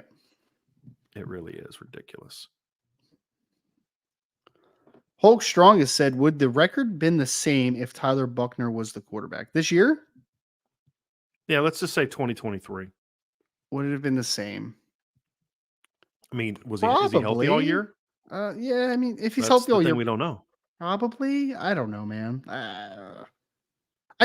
Hulk, I think it's an interesting question, but like, also, am I arguing which quarterback's going to take me to 9-3? Like, it wasn't good enough this year, right? Like, ultimately, The quarterback play wasn't good enough. Do I think Tyler Buchner would have been good enough this past year? Probably not. I mean, based upon our track record of the situation. Like, I don't know. It's semantics at this point as far as like who would have been the better 9-3 quarterback. Who cares? They're both like I would look at it like this, Ryan. I think Tyler Buchner gives you a better chance to beat Ohio State if he's healthy and playing like the kid we saw against South Carolina, right? Let me finish because I have a point here. I think he might have maybe given you a chance to beat Ohio State. I think at the very least he gives you a chance to go 1-1 against those two teams. But here's the flip side of it. You don't know that he also would have given you a greater chance to lose another game because that's the week where he had the 4 or 5 turnover game. And so you lose to a Duke or you lose to a USC or because you force that early turnover and then he gives it right back and throws a pick. You know what I mean? Like you just don't know. This is a kid that played 3 games. Which version of Tyler Buchner are we getting? The one against Ohio State in 2022 or the one against South Carolina? The one against South Carolina could beat a lot of teams. You know, if he gets just a little bit better with decision making, but the one against Ohio State and Marshall doesn't beat half the teams on your schedule. So I think he would have given you a chance to win one of those 2 games with his playmaking ability. But I also think he would have turned the ball over a lot more than Sam Hartman did against Duke. And I don't know that you win that game. I think they lose to Louisville no matter who the quarterback is, just because that team didn't want to be there that day. That's the rub, Ryan, is like, yeah, this quarterback can help you beat that team. But that quarterback didn't give you a better chance to beat another team because of his style of play. And so I think at the end of the day, the record probably still the same because Sam Hartman has become the whipping boy for the 2023 season. Sam Hartman was not the only thing wrong with Notre Dame football in 2023. He is not the reason alone why Notre Dame went 9-3. And simply trading out the quarterback doesn't fix that unless you're talking about like what we talked about earlier, Ryan, which is, okay, yeah, if you put Drake May in there, if you put Caleb Williams in there, that's a different animal. But, Tyler Buchner to me doesn't move the needle because we don't have enough. I love his talent, Ryan, but we don't have enough of a sample size to know what version. Could he be a more efficient, less turnover prone version of South Carolina week after week after week? I have no clue because I only saw him do that once. Right. No clue. No clue. I just don't have any. I just didn't have.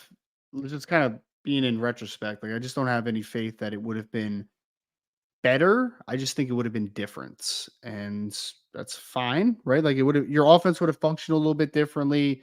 You might be right. Maybe you win a game that you lost. Maybe you lose another game that you won. Regardless, I don't think it would have been good enough, to be honest. Like I just don't. I mean, so I think you're moving forward and you went the direction you did and you're recruiting the quarterback position the way you are because you know that it needs to get better ultimately. And that's all that matters is the next step.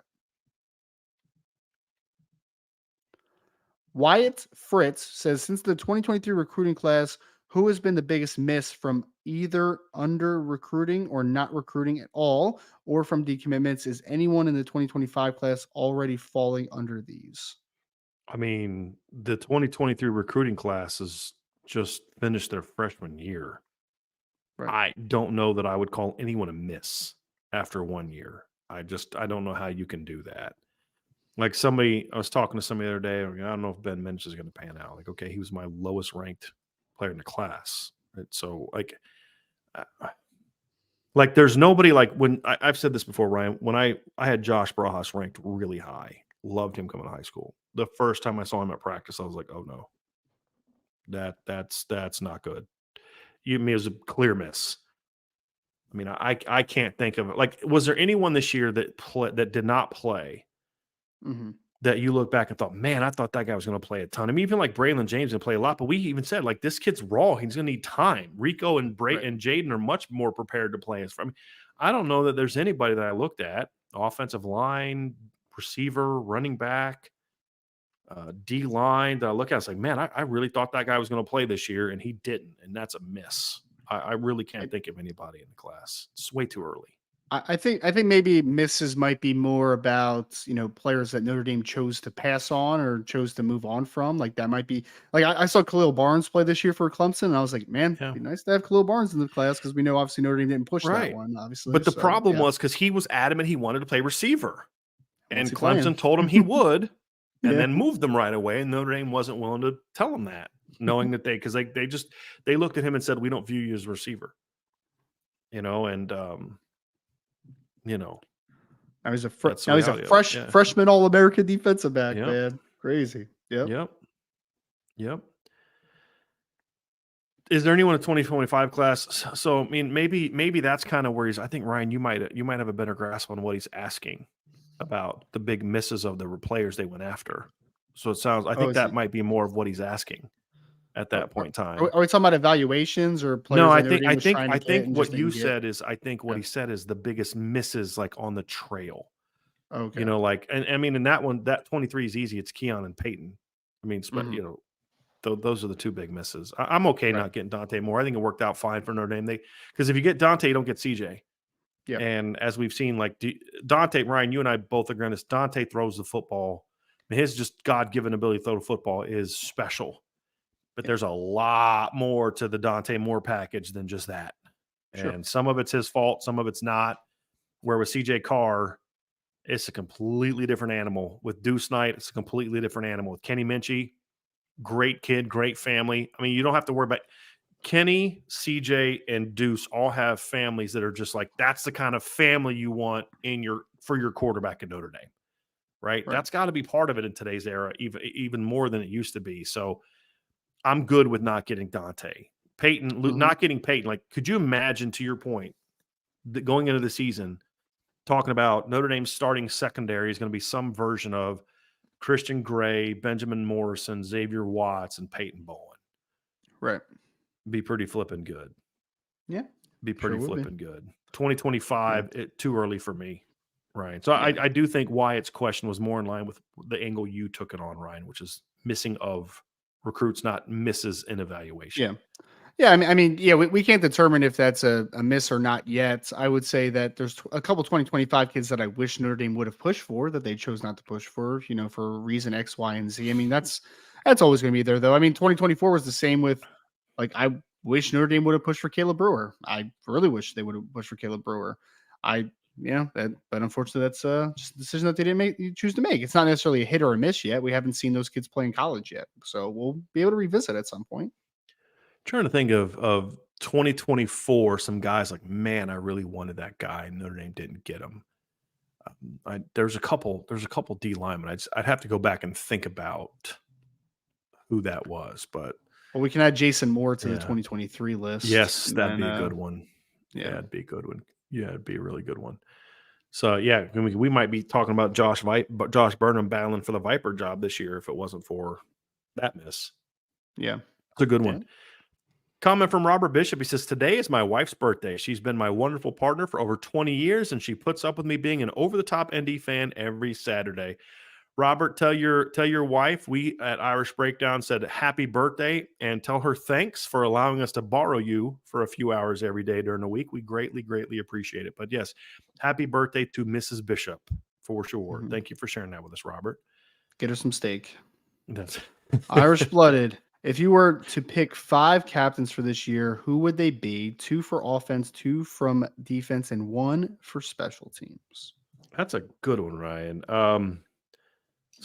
Offense. I'm trying to think of who's coming back that would be. I mean, boy, that's a good one. It's actually kind of tough. Yeah, because there's so many younger players. Offensively, I would go with Jaden Mitchell Thomas. Evans. I was going to go Mitchell Evans, but Jaden Thomas, maybe? You said yeah. 2. Said 2 on Okay. offense, 2 on defense, 1 on special teams. I would give it to Riley Leonard. I mean, I'm a Okay. big, if your quarterback is worthy of being a captain, you make him a captain. And we'll see if that happens or not. But Riley Leonard, Mitchell Evans would be my offensive guys, I guess. I'd go Riley and Jaden Thomas would be my 2. Mitchell Evans is an interesting one, Ryan, because he's a heck of a player. Yep. But I don't know. I genuinely don't know. I'm not questioning it. Like you could say, like, I don't know if he's that kind of guy, meaning like I question if he's that good. Yep. I don't generally have never heard one way or the other what kind of like leadership abilities he shows beyond just showing up every day and putting in the work. I know he does that. Whereas Jaden Thomas does that as well, but also is a more vocal guy. So that's why I'd go to. But he's a good one as well. Defensively, I mean, Xavier Watts has got to be one for me. And I'd probably go Howard Cross. I think you can make a case for Jack Kaiser. I would actually make Jack my special teams captain, Ryan. That's probably who I would make my special teams captain. And that way I have kind of 3 guys from that defense. So Watts, Cross, defense, Kaiser, special teams. What say you, Mr. Roberts? Howard Cross, Xavier Watts, pretty easy defensively. Special teams, that I actually like the Jack Kaiser pick because I was racking my brain of like, am I going to make Mitch Jeter a captain? He just got here, right? Like that's a little, and you don't have Michael Vincent anymore at long snapper. You have a very good young punter in Bryce McPherson, but he's only going to be a redshirt sophomore this year, a 3rd-year player. So and only a 2nd-year player in that capacity. So yeah, I think that making Jack would make a lot of sense from a special teams perspective. Like, good question. I like that one. Those are fun. I mean, I'm curious to see who actually ends up being that pick this year, Ryan. Like, who ends up being the captains? Because remember, like, they didn't make Jack Cohn one because that all these other reasons, but then they made Sam one. Different coaching staffs, but they made Sam one. When I would, this is going to sound wrong, but I would argue that I'm not going to go there. I'm not going to go there. No point. Stonador, were there any major weaknesses on the 2015 team outside of things like bad coaching, injuries, and the tough schedule? Oh, sure. I don't think the 2015 team was physical enough all the time, Ryan. I think that falls down to some strength conditioning issues, to be honest with you. I mean, I was hearing nightmare stories that season where like guys were having to get gym memberships or, go work out on campus at like the school gym because they were locking the weight room for extra work. I mean, just like stuff I've never heard of.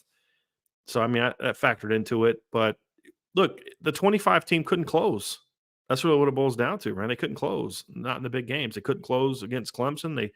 We all remember the missed 2-point conversion, but let's not forget they fumbled a ball inside the 5 in the second half of that game that kept another scoring drive off there. And so, Stanford that year, had plenty of chances to put Stanford away, just couldn't do it. But you just didn't have, and a lot of that stemmed from bad coaching. I actually don't put a lot on the injuries. There's not a game they lost from like, they lost because of injuries. And I've said, I think if Malik's the quarterback, I think they beat Clemson, but they still should have beat Clemson anyway, in my opinion, on that particular day. They still should have beat Clemson that day anyway. I just don't know that you had good enough coaching leadership. You had a terrible football coach and a really bad strength conditioning program. I don't think the schedule in 2015 was tough at all. That's what a Notre Dame schedule should look like. You've got 2 really good football teams. I mean, outside of Clemson and Stanford, Ryan, what's the next 2 best teams you played? Temple and Navy. were the next 2 highest ranked teams you Hey, played that man. year. Temple was a good team that year, man. Yeah, but Really that good shouldn't team. be. I know, I'm I just get you're being kidding. sarcastic, but Yeah. like that shouldn't be the 3rd best team you play on your schedule that year. What's funny though is I will say this, they probably had the 3rd, maybe 2nd most NFL players that Notre Dame played against in the regular season that year. They had a They're a lot good of team, man. they had 2 DBs that played in the NFL. Their quarterback played in the NFL, PJ Walker. But Temple should not be Notre Dame's 3rd best team on the schedule. So no, I don't think the schedule had anything to do with it. I just don't think that team was always as physical as they needed to be either. They didn't always they out athleted a lot of people that year, Ryan. They didn't out physical a lot of people that year, in my Right. opinion. Not like they should have. You also had inexperience at the quarterback position after Malik. Even if Malik was the quarterback, he still had inexperience at the position. So I think that, that would have hurt you at some points. Like if you're talking about potentially making a title run and doing all that type of stuff, I mean, inexperienced at quarterback is never a thing you want to have, but Right. so. Agree. Wait, Lucky Ducks 512. Which young player having a breakout spring would get you most fired up for the season? Oh, for this season? Oh boy. There's 3 potential options on offense, Ryan, and you can pick any of these 3. But the more of these 3 that break out, the better for me. I'm going young guys. So to me, young guys are freshmen and sophomores. Like Jadarian Price is not a young guy. So I'm going Jeremiah Love, Charles Jagasaw, Jaden Greathouse. Those are the 3 that they have breakouts this spring get me the most fired up Yeah. about the season. Charles offense. Jagasaw was going to be my pick. So yeah, I think that the offensive line is going to be inexperienced coming into this season, but it's going to be very talented still, right? I mean, you're still going to have Charles Jagasaw and Ashton Craig and Billy Shroud. Like, there's some talented dudes up front for Notre Dame starting potentially in 2024.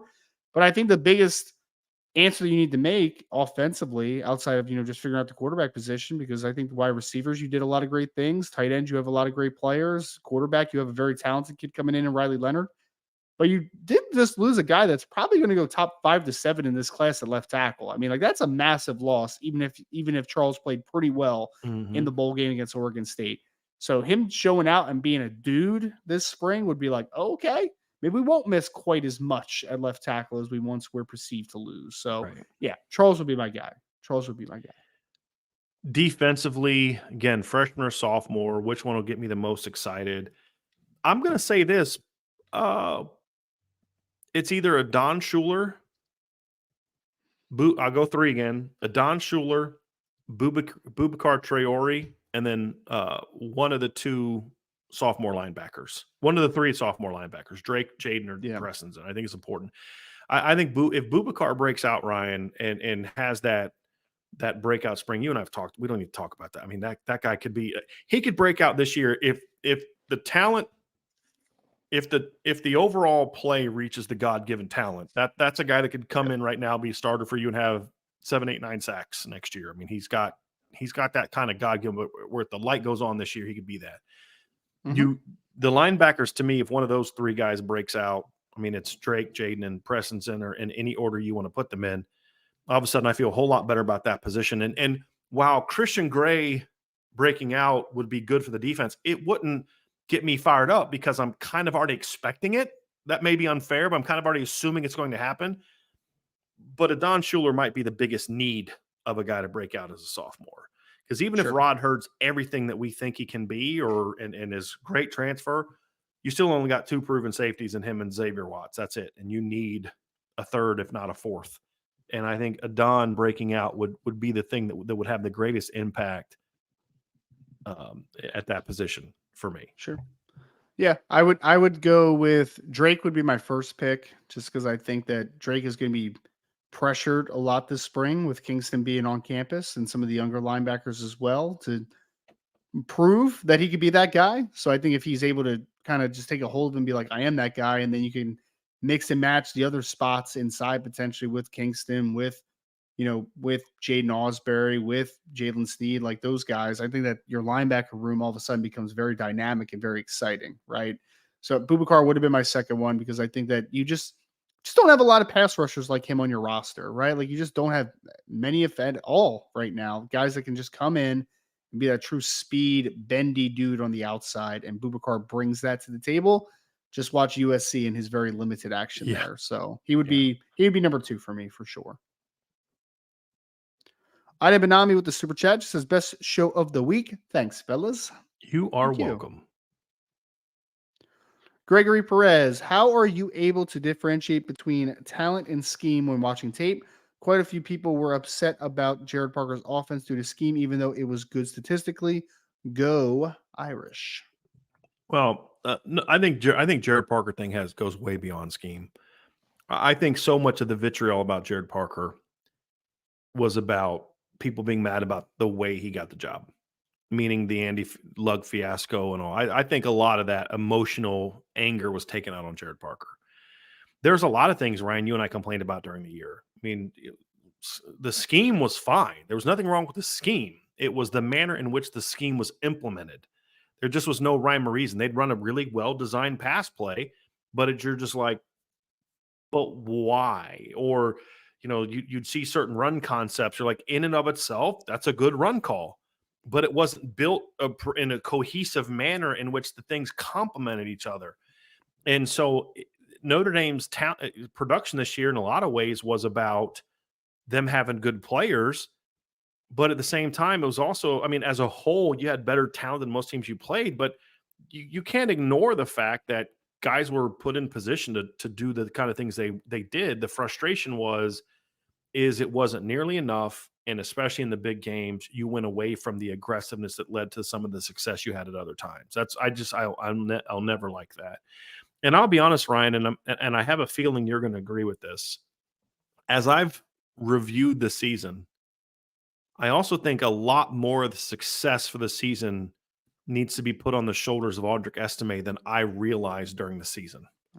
The more I watch film, the more I realize he did a lot where things weren't there this year. And you're just like, that guy was like, we all knew he was good during the season. And to some degree, like pretty good player, but he's not flashy. So it's not until I went back and like watched the film. And I know, and I'm saying this because I saw you putting up a bunch of stuff on Twitter this weekend about Audric.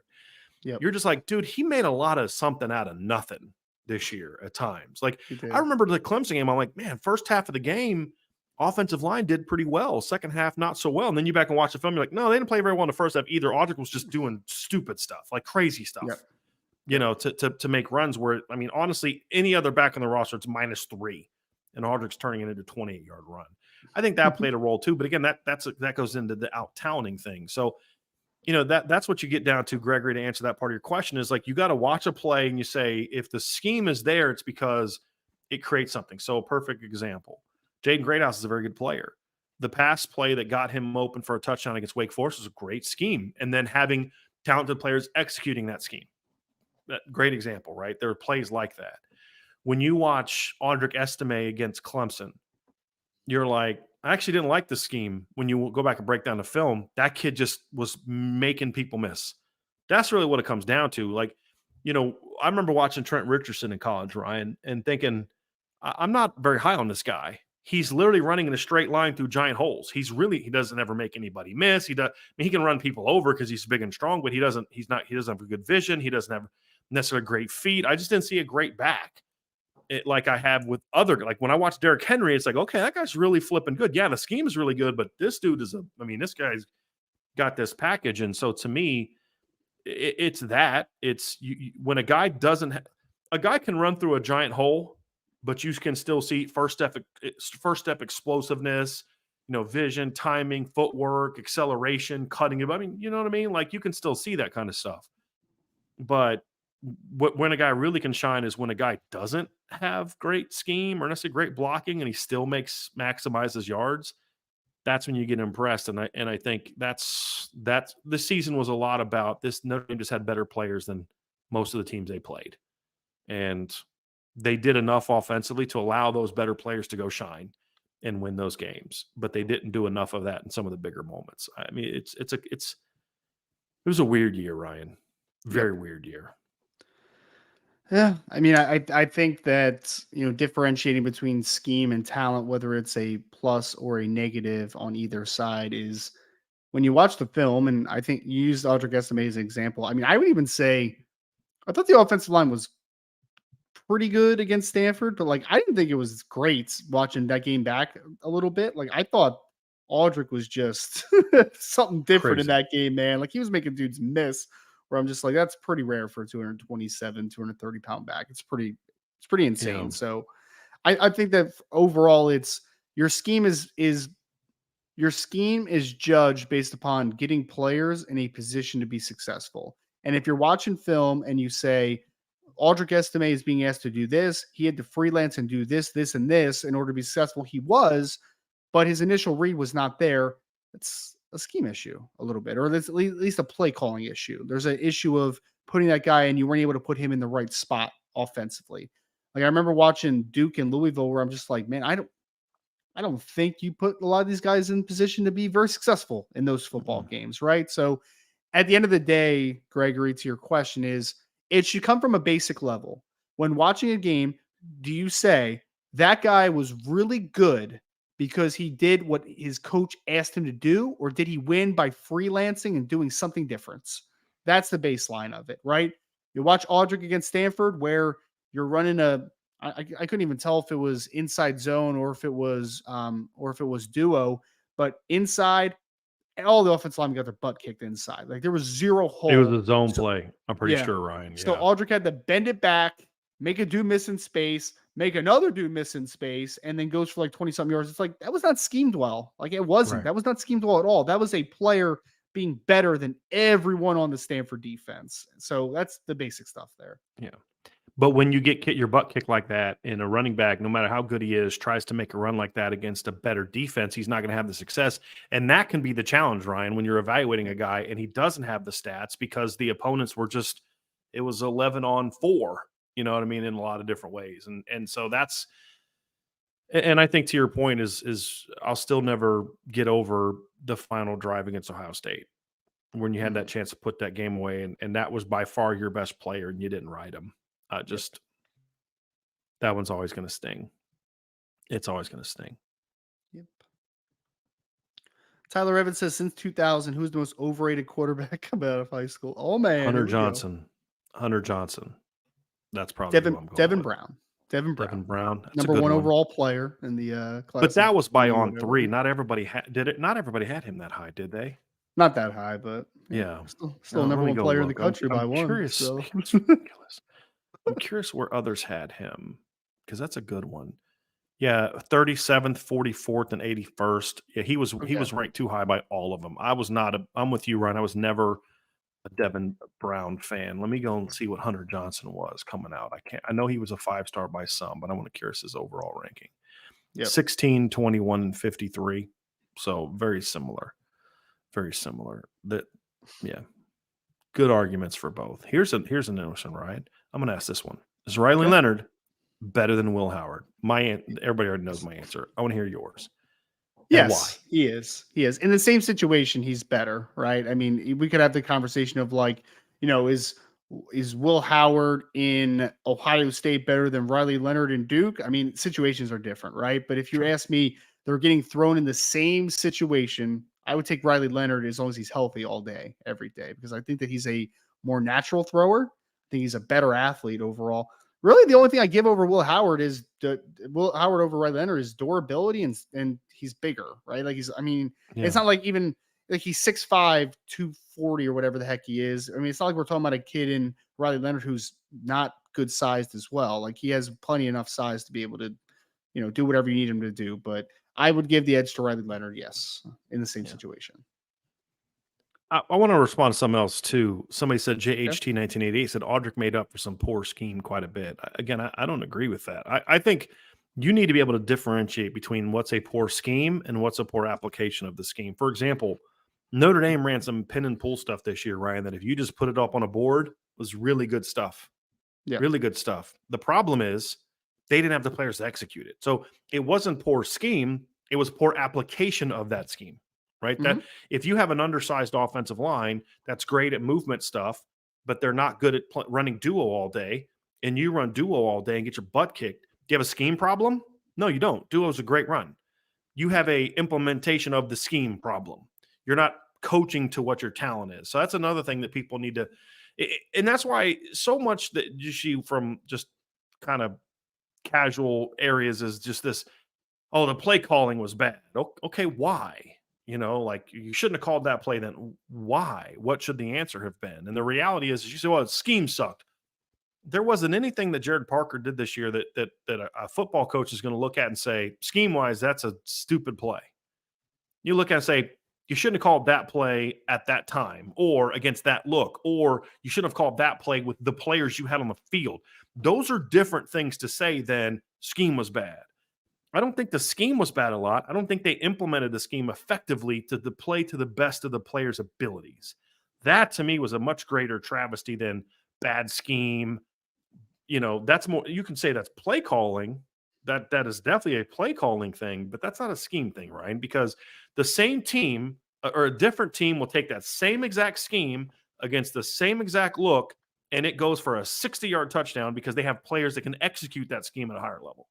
That's the difference for me. I just wanted to respond to that, to some of the conversations is like, you're seeing the same thing that I'm seeing. It's just, I don't think your conclusion of what the problem was is necessarily one that I would agree with in that situation, in the particular chat. So I just wanted to kind of point that out a little bit. So we had backup says, Brian, did you ever have a diamond earring phase? I did. My freshman year of high school. I did as well. Or freshman year of college, excuse me. I did, yeah. I used to have diamond earrings too. I never did. I did the loops once, and I thought it looked stupid. I never did the hoops. But I did the diamond earring thing my freshman year of college. Even my freshman year, my team photos, my freshman year at Methodist, I have diamond earrings in, which was just incredibly lame looking back on it. But yes, when my wife met me, I had diamond earrings. There you go. And still loved you. That's true love right there, my friend. That's true love right there. I was such a stud, 22 years old, man. I was an absolute stud. Legend in your own mind. I absolutely love it. Love it. Nicholas Grosh. Yeah, my diamond earrings, that's what she said shirt. Nicholas Grosh. If you were appointed or forced to run a 16-team college football playoff, what steps would you take to make 16-team playoff bigger than the NCAA tournaments? Okay. I just want to say, Ryan, part of what I find the most entertaining about your humor is the seriousness in which you express it, which is like it just makes, I love it. I did have that shirt. I did have that shirt. So that's what's funny about it, because I know you're actually being serious. But also fun, funny with the reminiscing. To your question, Nicholas, to me, it would be create a more rapid fire type of playoff. The thing I don't like about what they're doing now is this notion of like, you play around, then like 10 or 11 days later, and then 10 or 11 days later, it's like, you want to make it bigger than the NCAA tournament, make a 4-round playoff last 4 weeks. You know what I mean? That's what you play these rounds this weekend, you play the next round the next weekend, you play the next round the next weekend, you play the championship game. That's what you do. They're not going to do that, in my opinion, but that's what you do. You want to play Friday, Saturday games, that's fine, but play Friday, Saturday games. And have it that starts this weekend, you play games next weekend, you play games next weekend, you play games next weekend. That's what you do. Yeah. That's how it should be. I'm pretty excited for the NCAA basketball tournament, by the way. Just kind of a quick side note. I've actually been watching more college basketball this year than I have the previous couple of years, which has been fun. I can't believe, I don't know if you've watched them, Brian, this Houston team that's pretty dang good. They're like 6'2", 6'1" across the board. Really? And somehow they're a great, well, they have like one kid that's like a 6'7" kid or something, but like they are somehow a great defensive team and a great offensive rebounding team. I don't understand how it happens, but Kelvin Sampson has that team playing very well. Mm-hmm. Good coach. It's a good basketball really coach. Really good coach. Yeah. Sampson. Yeah. Wyatt Fritz, can you guys compare Peyton Bowen to Ivan Taylor and Keon Keeley to Damian Shanklin? I think the big thing for me, Ryan, is Peyton and Keon were just both more explosive athletes than the two guys we're talking about. I think that as much as I love Ivan Taylor, I do think at the same stage, Ivan is more technically advanced than Peyton was. Peyton was just a more explosive athlete. than what Ivan Yeah. is. I would call Ivan just like incredibly smooth and Yeah. athletic. Like I necessarily wouldn't call him I wouldn't call him explosive. I would just call him very smooth and good Yeah. range. Shanklin, I Agreed. think, is close-ish. Like that kid's explosive. Like he really Mhm. is. I think he's closer in the explosiveness category to Keon than what Ivan is to Peyton Bowen, in my opinion. I think they're completely different athletes, Ivan Taylor and Peyton Bowen. I just don't see a comparison there at all. But I'll say this, man. Damian Shanklin has a chance to be a very good player when he continues to develop that frame because that kid is long and athletic, just like Keon was. So he's got a chance. Yeah, I think that's explosiveness wise. I think that one is similar. I think Keon was just a more dominant player. Sure. Traits wise, there's some similarities. Keon's obviously a lot longer. I think Damien's a little thicker, a little stouter, a little bit more lower body power than Keon had. Very dominant, a much more dominant player. Keon they were just both dominant. But Damian Shanklin's a very good football player. Ivan Taylor's a very good football player. They're just different type of athletes at the safety position. Yep. But like I'll say this, like you could look at the end of the game, and Ryan and I, you and I could evaluate the job Ivan does and the job Peyton does, and we could both say, man, those guys both played phenomenal football. And the way that Peyton dominates would just be a little flashier, where Ivan's more Benjamin Morrison, just kind of gets the job done, and Peyton's more Xavier Watts, which is a little flashier, a little bit more, you know what I mean? And it's just they're both great, but Peyton's just a dynamic guy, a dynamic kid as a football player. I mean, however I feel about him personally, that doesn't change that part. I mean, that part's special, in my opinion. Good question. Oh, hold on. Take that one. Let's go here. We had from Salty, who says Max Bulla talked about the Kingston's readiness to play due to his intelligence and mastery of an advanced defense. Is he most ready for linebacker in his class? Did you happen to see that interview, Ryan, by chance? I did. Yeah, I heard his interview. Yeah. I thought that made a lot of sense what he was saying. It's like he's obviously different than Bama. The point is he's being asked to do more. The kids in that whole defense are being asked to do more than your typical high school football player. Yep. And so what Max Bulla said, he's like, he doesn't know the defense, but his ability to process information is so good. Right. But that can only take you so far, right? I've had kids come into my Division III and FCS programs that had phenomenal minds for the game. They just ran, 4.8s instead of 4.4s and were 5.7 instead of 6.3. You know what I mean? Like it's the combination of that great mind with the fact that he has a college-ready body and a college-ready frame and athleticism as well. I would say, I don't know that I would say he's definitely the most ready in the class, Ryan, but he's in the conversation. I'd have to think through a little bit and remind myself of some of the other top linebackers, but he's definitely in the conversation as the most ready to play right now.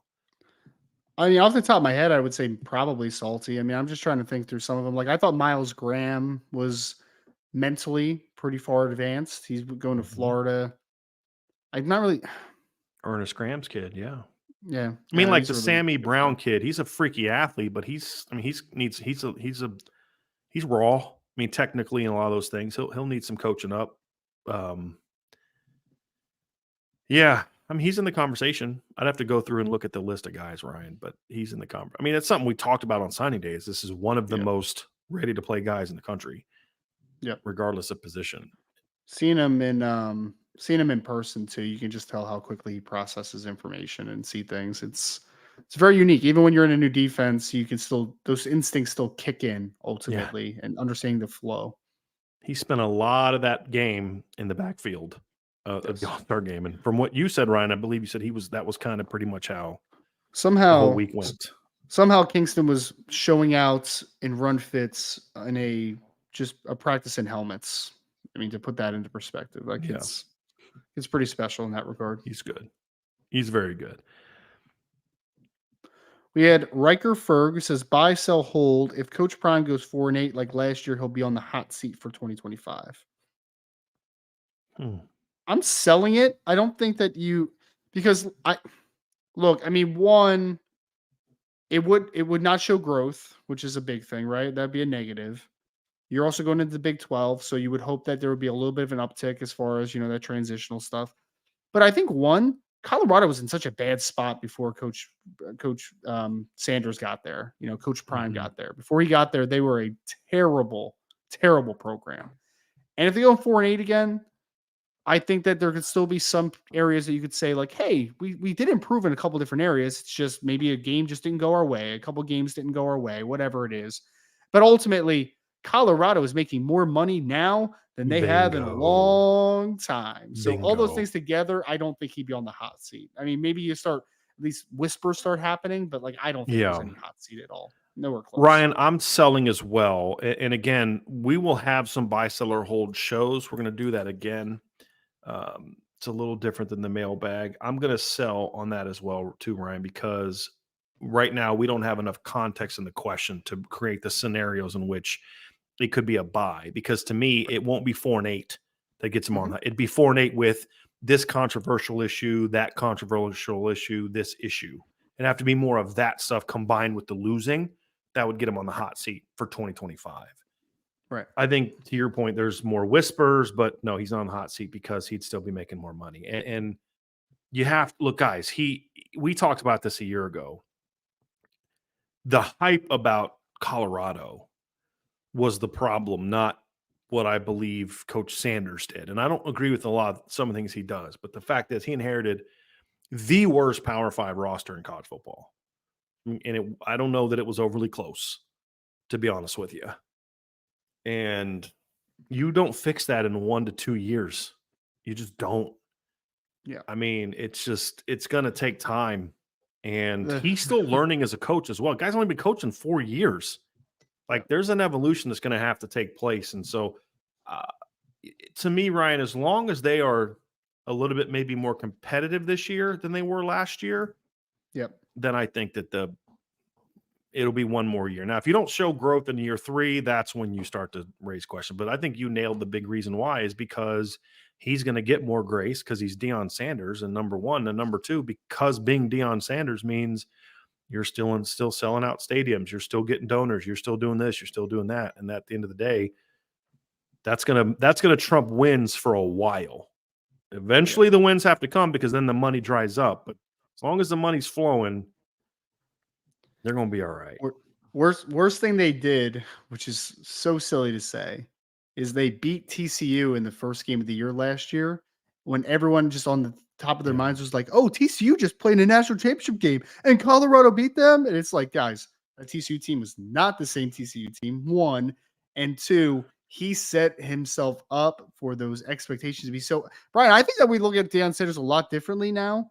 If they lost to TCU, right, and then they beat another team, maybe close or whatever, and then at the end of the year, you're like, 4-8 is actually in a vacuum, not a terrible coaching job by Deion Sanders with that roster that he inherited with the schedule they played. But unfortunately, that early win set the bar extremely high, and then the national – and what happened? Some guys flipped commitments and made commitments, and then all of a sudden you're standing back, and eventually it's like, oh, a couple of these guys are decommitting now because they're like, I don't know about this, dog. Maybe this isn't exactly what I thought it was going to be. If they would have, I think if they would have lost to TCU, the defending national champs, and then later in the year, let's say, beat Arizona. Okay, I mean you've got the loss, you've got a close loss to TCU. You beat a good Arizona team. You only lost by a touchdown to Oregon State. You only lost by an overtime to Stanford. You only lost by a touchdown to USC. You only lost by 6 at Utah. Like, they had a lot of competitive losses last year. So, like, they went 4-8, but they had a touchdown loss to USC, 3-point double overtime loss to Stanford, a touchdown loss to Oregon State. You had a 3-point loss to Arizona and a 6-point loss to Utah. Right? Those are 5 competitive football games. Go to 2022. They lost by 25, 31, 42, 28, 23, 33, 8, 39, 38, 47, and 42. They had one competitive game all year, and that was against an Arizona State team that was as equally awful as they were. Yes, the record wasn't that much better, but they were a much more competitive football team last year that you have to look at. Because, Ryan, we said before the year, like, jokingly, like a little sarcastically, but like with some trying to prove a point, that if Colorado goes 6-6 with that roster against that schedule, he should be up for Coach of the Year honors. They went 4-8. They weren't that far away, or 3-9. They weren't that far away from being a 5-7 team, 6-6 team where You're like, what a heck of a turnaround. The expectations were always too high, but to me, it was done on purpose.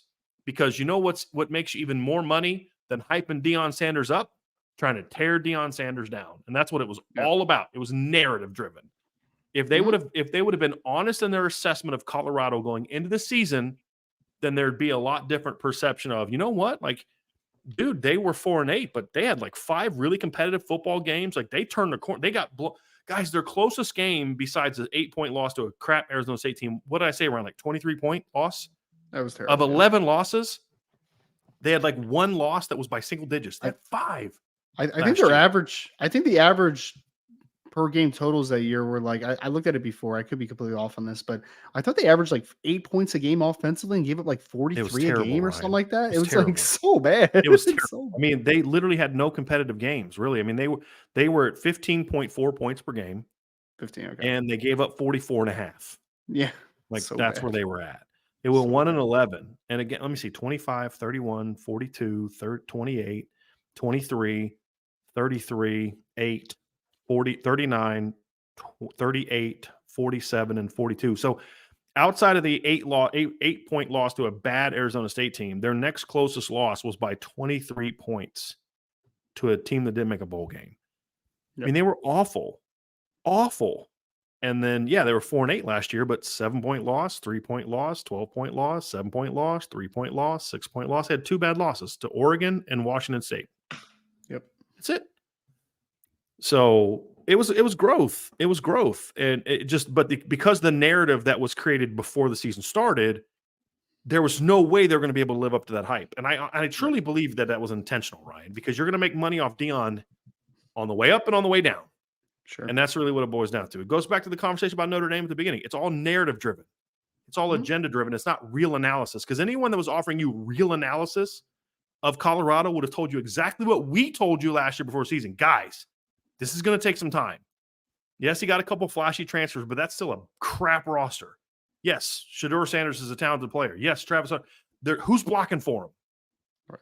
Who's blocking for him? I mean, Ryan, we went over the starting lineup and you just kind of started chuckling. I remember this. You started chuckling about who the transfers were, and you're like, those guys can play, and they can. Yeah. You know? I mean, Colorado would have been a much more competitive 7-on-7 team than they were a 11-on-11 team last year. Yeah. It takes time to build that. Go ask Lincoln Riley. So that's what it was all about. It was all agenda narrative driven, Ryan. It wasn't real analysis. And if they gave real analysis, people would be like, you know what? Colorado's trending up in a decent direction. Mm-hmm. We had a super chat from Michael S. who says, does Mike Denbrock need 2 years like Al Golden to get his side of the ball at the championship level, making this year's offense a missed playoff? No, I don't think so. Think so either. I mean, you're inheriting a team that scored 39 points a game. Right. And again, we had plenty of criticisms of Al Golden 2 years ago, but the defense wasn't why they lost Ohio State. Right. The defense wasn't why they lost to Stanford. The defense wasn't why they lost to Marshall. I mean, they had the one bad drive at the end. They didn't close the games out enough, but they gave you how many chances to put Marshall away? How many chances did the defense give the offense to put Marshall away? Right? I mean, same thing. How many chances did they give you to extend your lead over Ohio State? You had 10-7 lead for like 2 full quarters. They gave you time and time again, gave you chances to extend the lead, and they couldn't do it. The only game you could remotely put on the off defense last year was USC. Yeah. I mean, you lost 2 games where the defense held the opposing team to under 20 points of 20 offensive points. Marshall scored 19 offensive points. Stanford scored 16 offensive points, and you lost both games. So you weren't the problem. The offense has been the driver of the problems the last 2 years. And so no, I mean, I don't think he needs a year to make it, to get things going like the defense. I think he's inheriting a much better situation, in my opinion, what Al Golden walked into. Also because he's got a staff that half of the staff has coached with him before. That also helps with the transition relative to where Al Golden was when he stepped in. He didn't know anybody on the staff last year when he walked in 2022. You're also talking about a seasoned offensive coordinator coming in that's just been doing this for a while now, right? Where Coach Golden hadn't called defense in almost 20 years on the college level. It had been a long time since he called defense. So I think just getting back to that, that style and that ability to call a game and to formatted defense and then work on the structure. I just think that Mike Denbrock is in a better situation to transition easier because he's been doing this, like he's more well seasoned as far as formatting offenses on the college level than what Al Golden was coming to Notre Dame. Like, it was a little bit of a I think Al Golden was a little bit of a wild card hire by Notre Dame in the sense of he had not called a defense in a very long time. Who knew how good of a defense coordinator he would end up being at Notre Dame? I don't think Mike Denbrock's a wild card. Like, what Mike Denbrock can be at Notre Dame potentially. Agree. And he has a history of turning offenses around as well. I mean, he took over an LSU offense that scored 26 points a game, and then the next year they scored 34 points a game, and then the next year they scored, 45 6. points a game, right? So Yeah. the track record is there. Yep. Jeff Luke says, thoughts on court storming? I mean, it's getting a lot of play now. I've never been a fan of court storming the way that it's done, right? Look, it used to be a thing where I think we also have to be able to look at where society is right now. And there's so many people that are just looking for their 5 minutes of fame. And you have people that are totally fine with their fame coming from getting in the face of a college player and flicking them off and giving them the finger. And the fan base, oh, I love it. Get in that guy's face. It's like, it's childish. It's ridiculous. We saw that with Notre Dame. Remember the guy that got Caleb Williams' face this year and gave him the finger, whatever, like that. Owned him. This is ridiculous. It's just like it's childish. And my fear, Ryan, is it just takes one idiot who wants to make a name for himself by doing, because he's willing to do it. I mean, think about where we are right now, Ryan. We have a society of people that are raised that if you just exploit yourself on some sort of social media platform, it's going to get you famous and potentially make you money. People are willing to do all types of stupid things because it makes them famous or makes them money. You don't think that there's not some moron out there that's going to say, hey, if I go do this to this player, it's going to get my name, this, and this. That's what scares me. Whereas in the past, I really genuinely felt like it was just sharing the excitement of the win.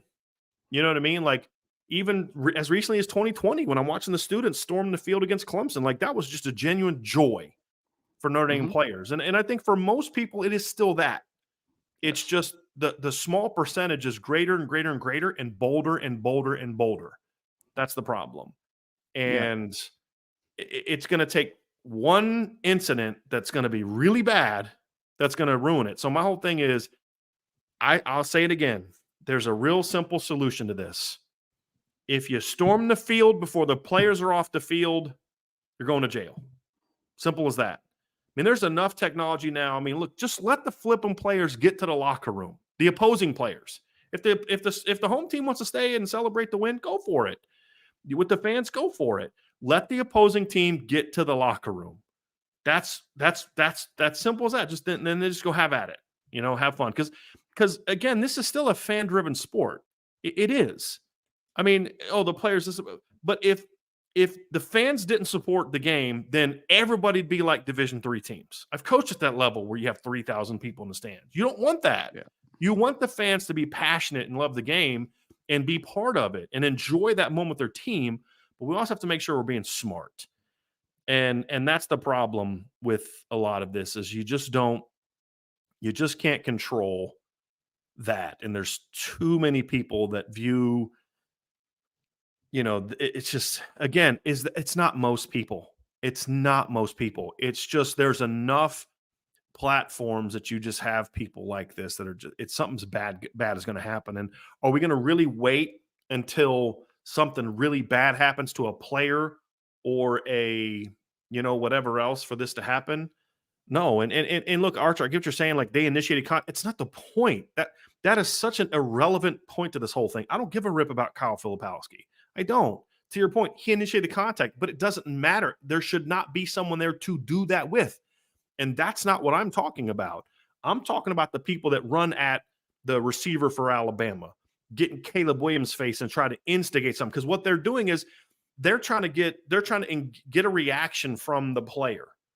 And then the player responds, and then one of two things happens because lawsuit or I'm famous or whatever. And now the players are making money the way that they are.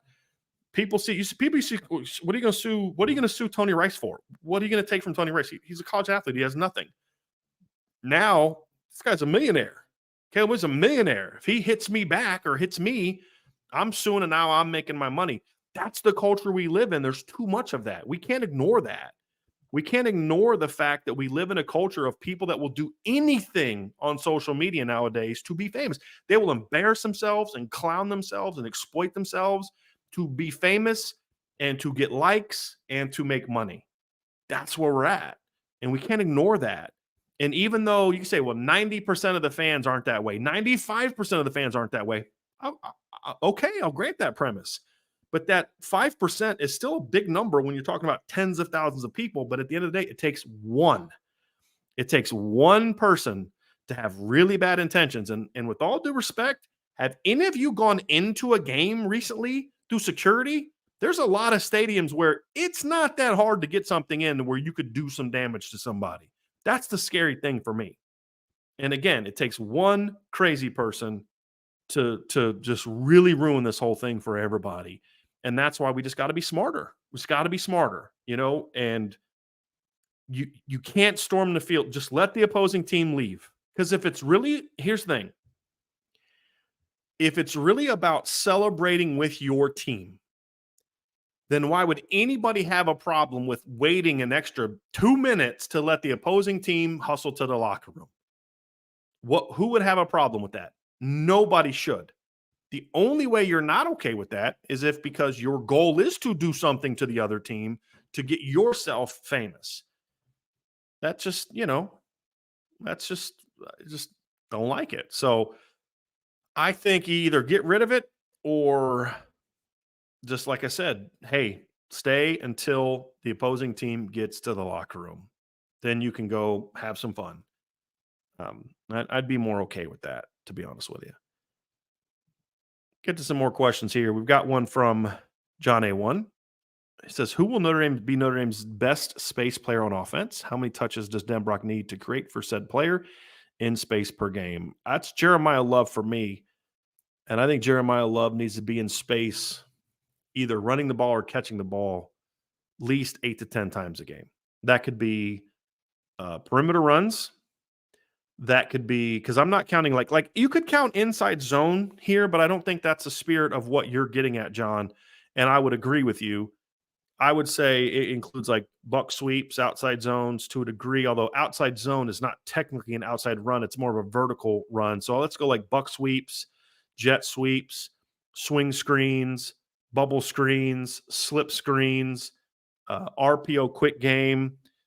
Those are all different ways that you can get Jeremiah Love in space, getting him in the slot, angle routes out of the backfield are ways for that, slide routes and certain, because like LSU, and I'm gonna have I'm 2 games away from having the full thing broken down. I'm breaking down 9 games from last year, and then I'm gonna go through watch 4 or 5 games from 2022 and a couple Cincinnati games to kind of see, find patterns and such.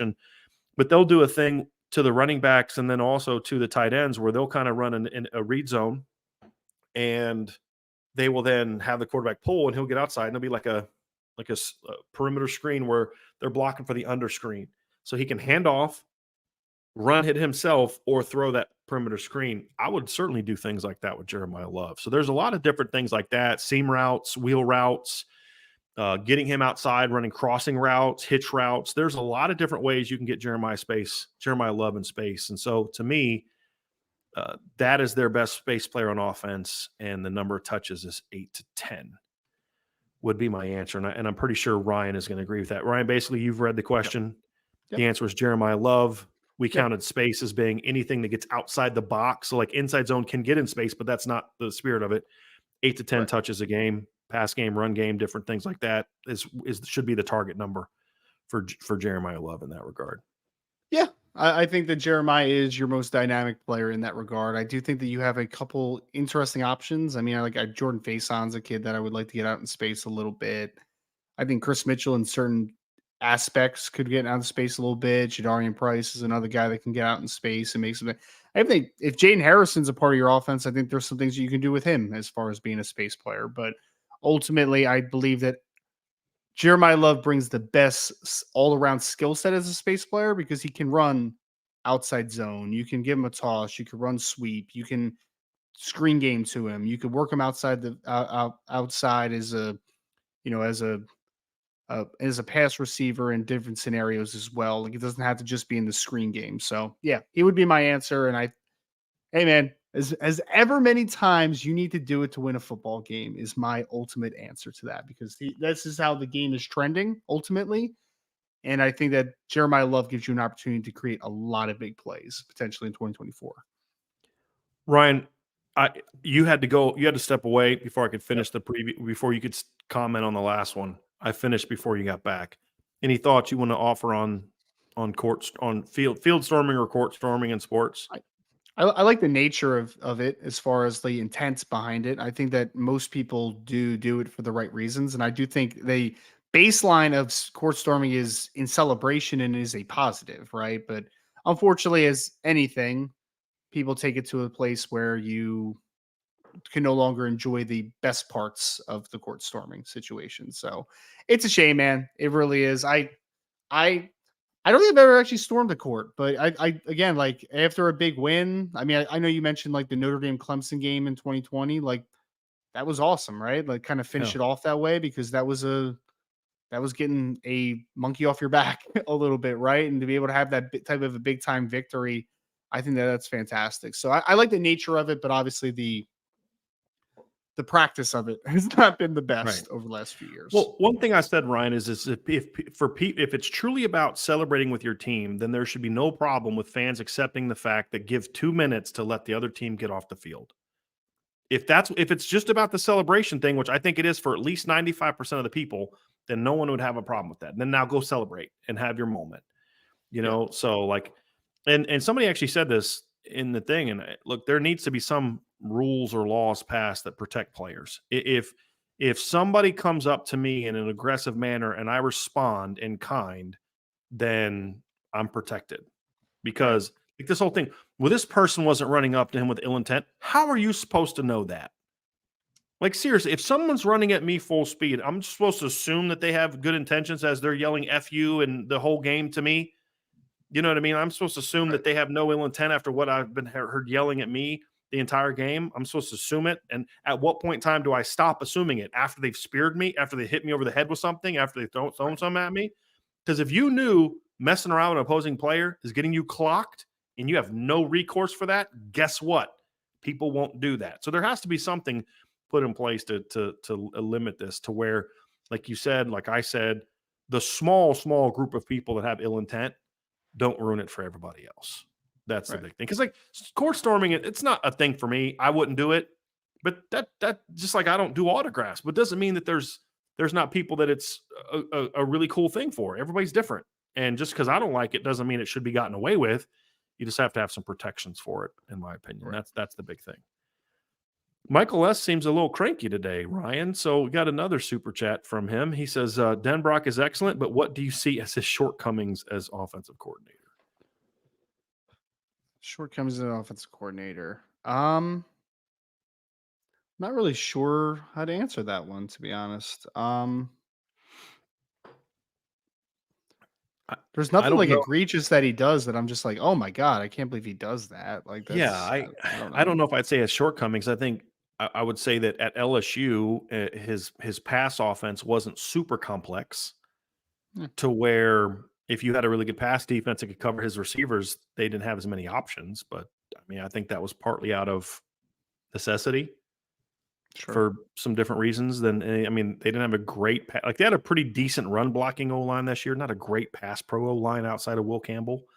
So uh, I don't.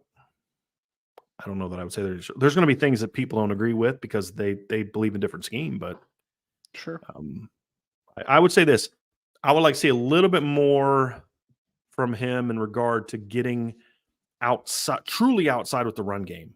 That's a very small nitpick, but I don't know who at LSU at running back this year they would have tried that with. That's the problem. Because like part Yeah. of it is like, okay, he didn't do this, but who would you have done that with? Logan Diggs, right? Like, what running back was this? The Williams kid? What running back was going to be Josh that Williams get probably. outside, Right. right? I That mean, that'd probably be your best bet is Josh Williams, yeah, probably, but yeah. that's part of it too. So Mhm. it's good. Got some good questions today. This is John John A. A1 with a follow up to the previous question. Okay. Who do you project to be Notre Dame's best space defender? Is the best defender in space and every down defender in modern sub-package football? I mean, it certainly can be. It certainly can Mhm. be, John. And yeah, I mean, it mostly is. I would even argue because with how much teams play the space game, like you want to get your player that can negate space on the field as much as possible. So they become a very important player to a defense, particularly. Who's the best space player on Notre Dame's team right now? I mean, coverage wise, I would say Benjamin Morrison, but Benjamin Morrison needs to take a step up in tackling, right? So Yeah. like that's one situation where you're I'd just say like, all right, he probably needs, that's probably why I'd go with Xavier Watts because I think Xavier yeah, Watts made more plays in space this year, both throwing game and run game. it'd probably be Xavier Um, Watts by default right now. yeah, So yeah. we'll see if Ben can improve his ability to as a tackler, then it's probably him. But Yep, again, we I have agree. to see those improvements, that bump. I also agree with that, Ryan. I do think it can be him for sure. Yep. I'm I'm curious to see kind of how the young linebackers do in space this year as well. That's going to be very interesting.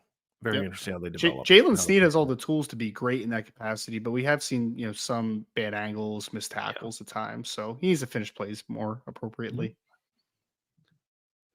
We had Tyler Longbreak who said, "Will Campbell greater than David Sanders?" So Question this mark. is in response to on three Yeah. ranking Will Black as the number 6 overall player in the country, the number 1 offensive tackle, 1 spot ahead of David Sanders. Like I'll just say this, Ryan. Yep. What this proves Hmm. is that what you and I have said about on three the entire time is the issues that Ryan and I have with on three is I do not believe that there's a anti Notre Dame bias in the Clearly. ranking standpoint. I mean, last year it was Gilby Lambert they ranked higher than anybody else. They ranked Silas Prescott higher than anybody else. They had ranked Anthony Knapp higher than anybody else. Charles Jagusah the year before. Yep. I think they just don't do rankings well. Sometimes it benefits Notre Dame, sometimes it doesn't. Like for all the angst and the complaining we had about how low they ranked CJ Carr this year, they also ranked several Notre Dame players higher than anybody else. Yep.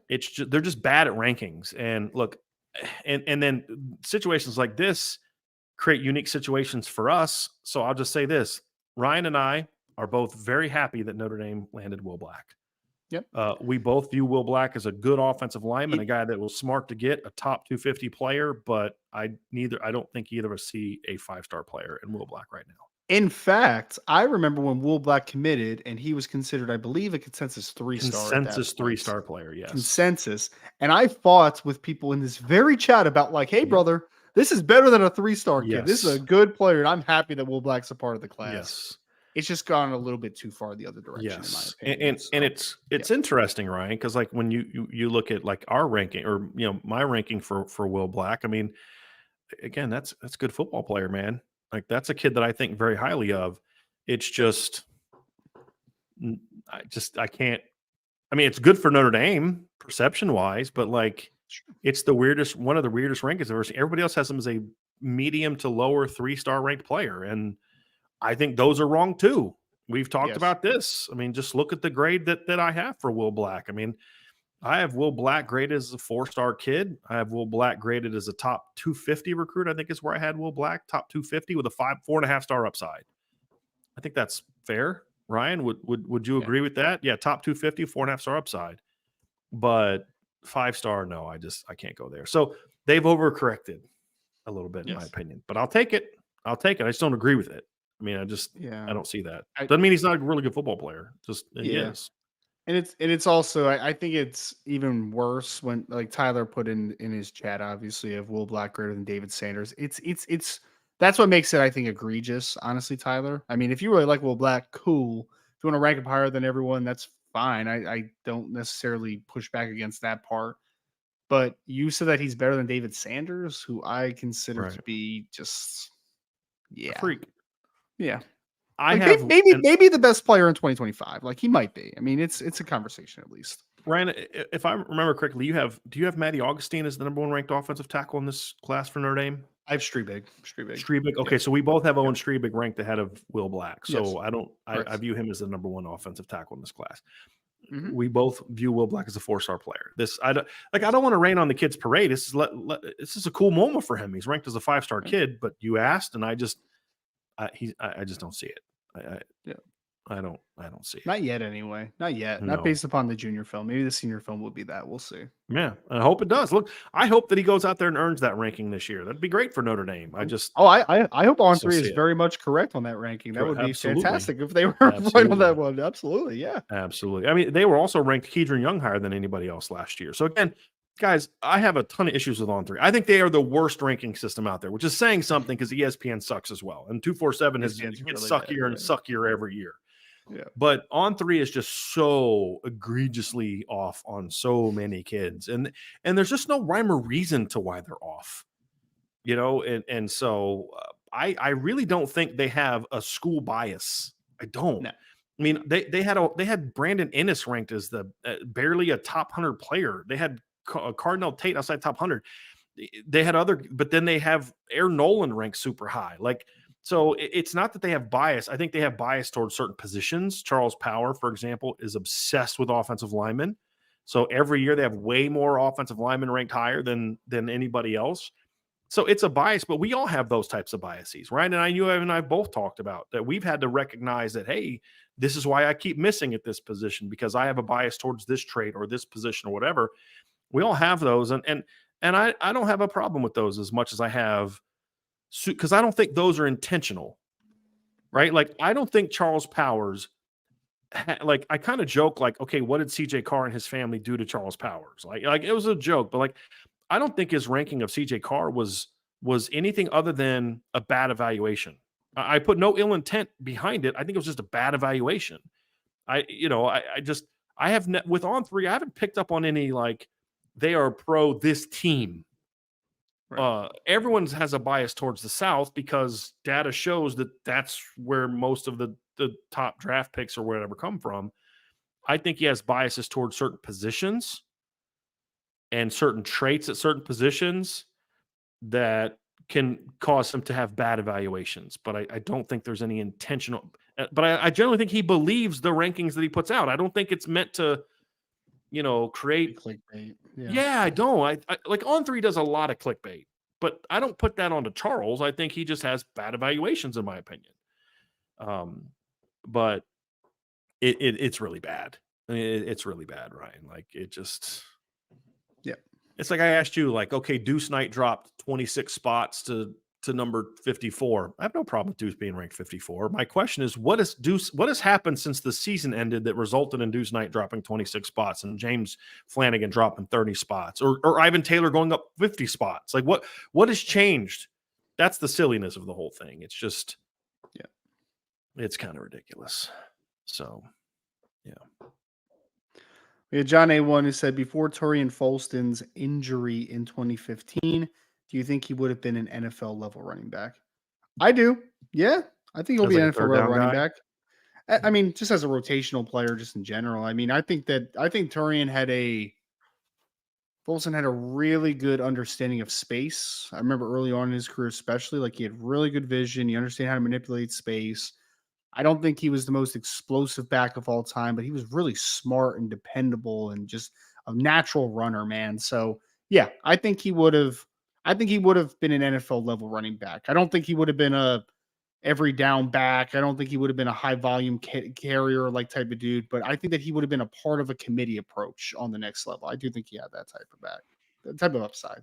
Yeah, he had such great feet before that injury. I mean, he has a really nice burst out of cuts, man. Even though the run he got hurt on, you could see it, like just the cut he had on that particular run. He looked like he was like Sean McCoy-ish early in his career, man, because he just had some crazy jump cuts when he was young. He had, I think there was only 3 other running backs in Notre Dame history that had more rushing yards through their first 2 years at Notre Dame than Torian Folston. That's the disappointing thing about all of it. But beyond that, too, imagine how dynamic that 1-2 punch of him and Procise would have been that year, because they were going to do a lot. They were going to do a lot of moving CJ around that year with Torian, and they couldn't do that once he got hurt. So that's a bummer. Might have gave CJ a longer NFL career too if he wasn't just viewed as a running back and was used as more of a all-purpose type dude. But and he also got banged on a lot the year where I don't think his body was like ready to necessarily have that kind of workload right away. Moving to running back. I agree with that. Here's one, Ryan. I'm going to ask this one because it's a draft one. Over under from John A1. my guy John A1. Over under 2.5 Notre Dame defensive linemen get drafted in 2025. I'll say over. Yeah, I'll go over. I think that RJ Open will definitely get drafted, barring some crazy injury setback this year. I think someone will draft Riley Mills just based upon him being so big and athletic, right? Even if he doesn't necessarily take it to another level in 2024, I still think that you just have that upside in athleticism.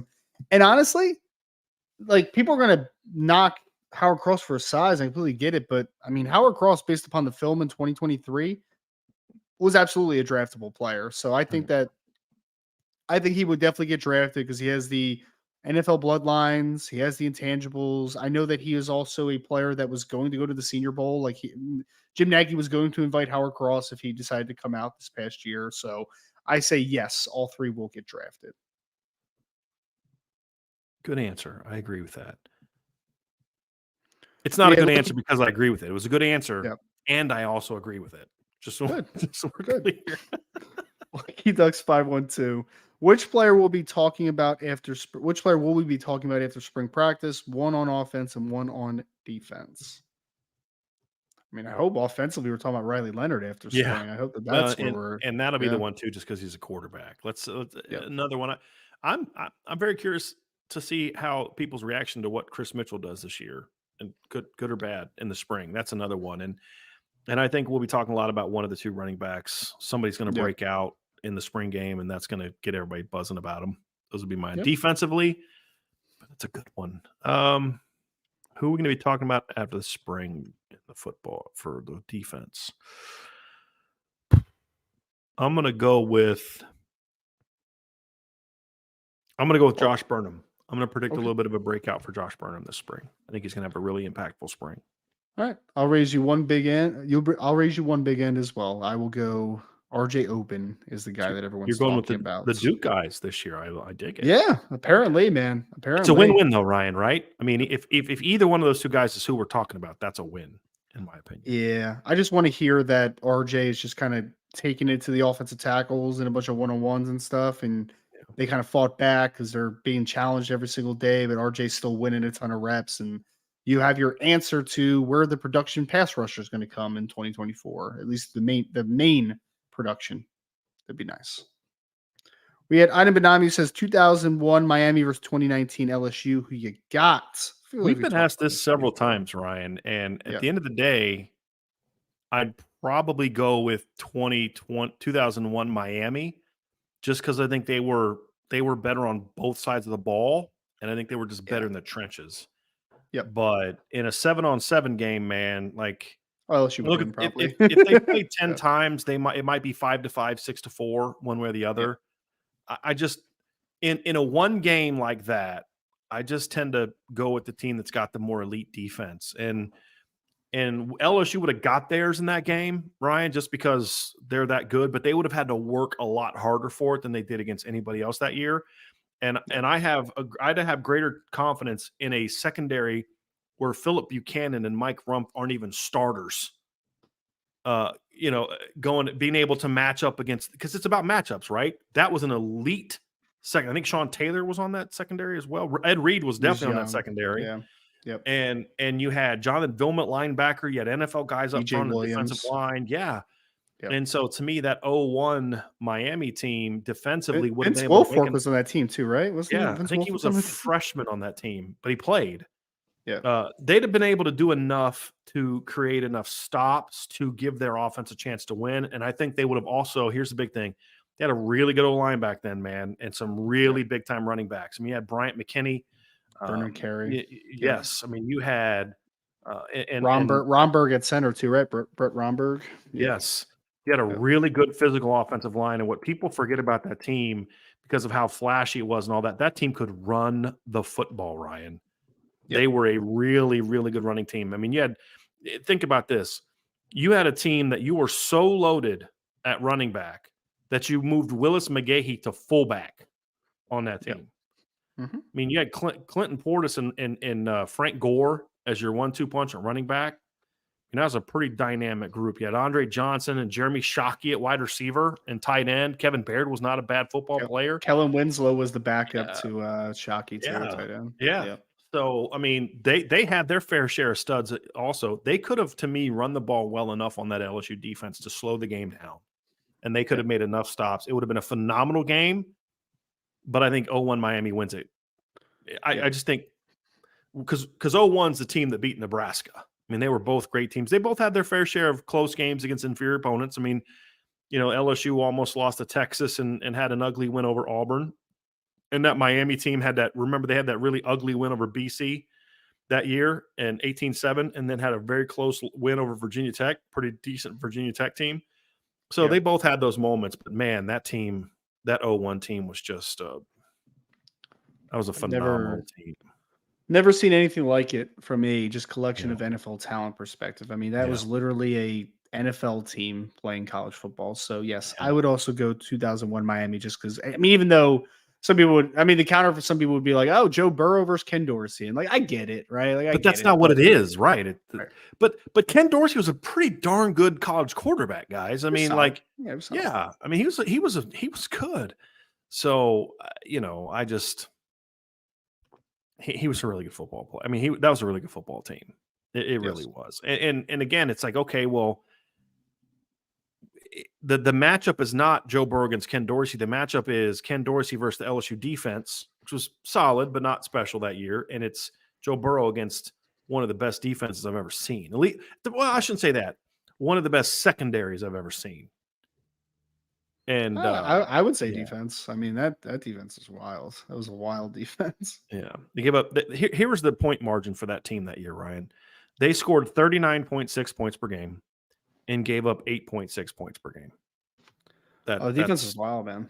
You literally had all pros on every level of that defense. Like, it was wild. Vince Wilfork and I mean, Jonathan Vilma was incredible. DJ Williams was really good too. Right. I mean, not to be outshot there. And Ed Reed might be the best free safety of all time. So here's the difference, Ryan. I mean, Miami scored 39 points per game. That's 39.6. That was basically 9 lower than what LSU scored at 48.4. Miami gave up 8.6 points per game. LSU gave up 21.9. So there was a greater gap between the defenses than there was between the offenses that year. And look, that was a really good Nebraska team that they beat. Like, they don't get enough credit because they had a really bad Big 12 title game against, it was a Colorado, beat them, like, smacked them in the Big 12 title game, but they blew a lot of teams out that year. And Miami just made them look like chumps. I mean, they just toyed with them in that game, Ryan. I mean, it was wild. It really was. But that was a great team. It'd be a great game. Like, I'm not going to tell you, if you think it's LSU, that you're nuts. I think it would have been a great game. It would have. I mean, Miami had arguably the best secondary I've ever seen. LSU had arguably the best receiving core I've ever seen in college. Like, I mean, it was impressive. I just think at the end of the day, we don't put enough focus on the trenches. And I think Miami was better in the trenches on both sides of the ball. That's my takeaway on that one. So, good question. We get asked that a lot, Ryan. We probably get asked that at least a couple times a year because it's a very fascinating question. Mm-hmm. Very, very fascinating question. We got Salty with the question. Said Marcus Freeman has made tremendous hires for his coaching staff. Which hire had the biggest gap from the prior coach to the current coach? Mike Brown and Chancey Stuckey. That's the one for me. Even more so than Jared Parker and Mike Denbrock, in my opinion.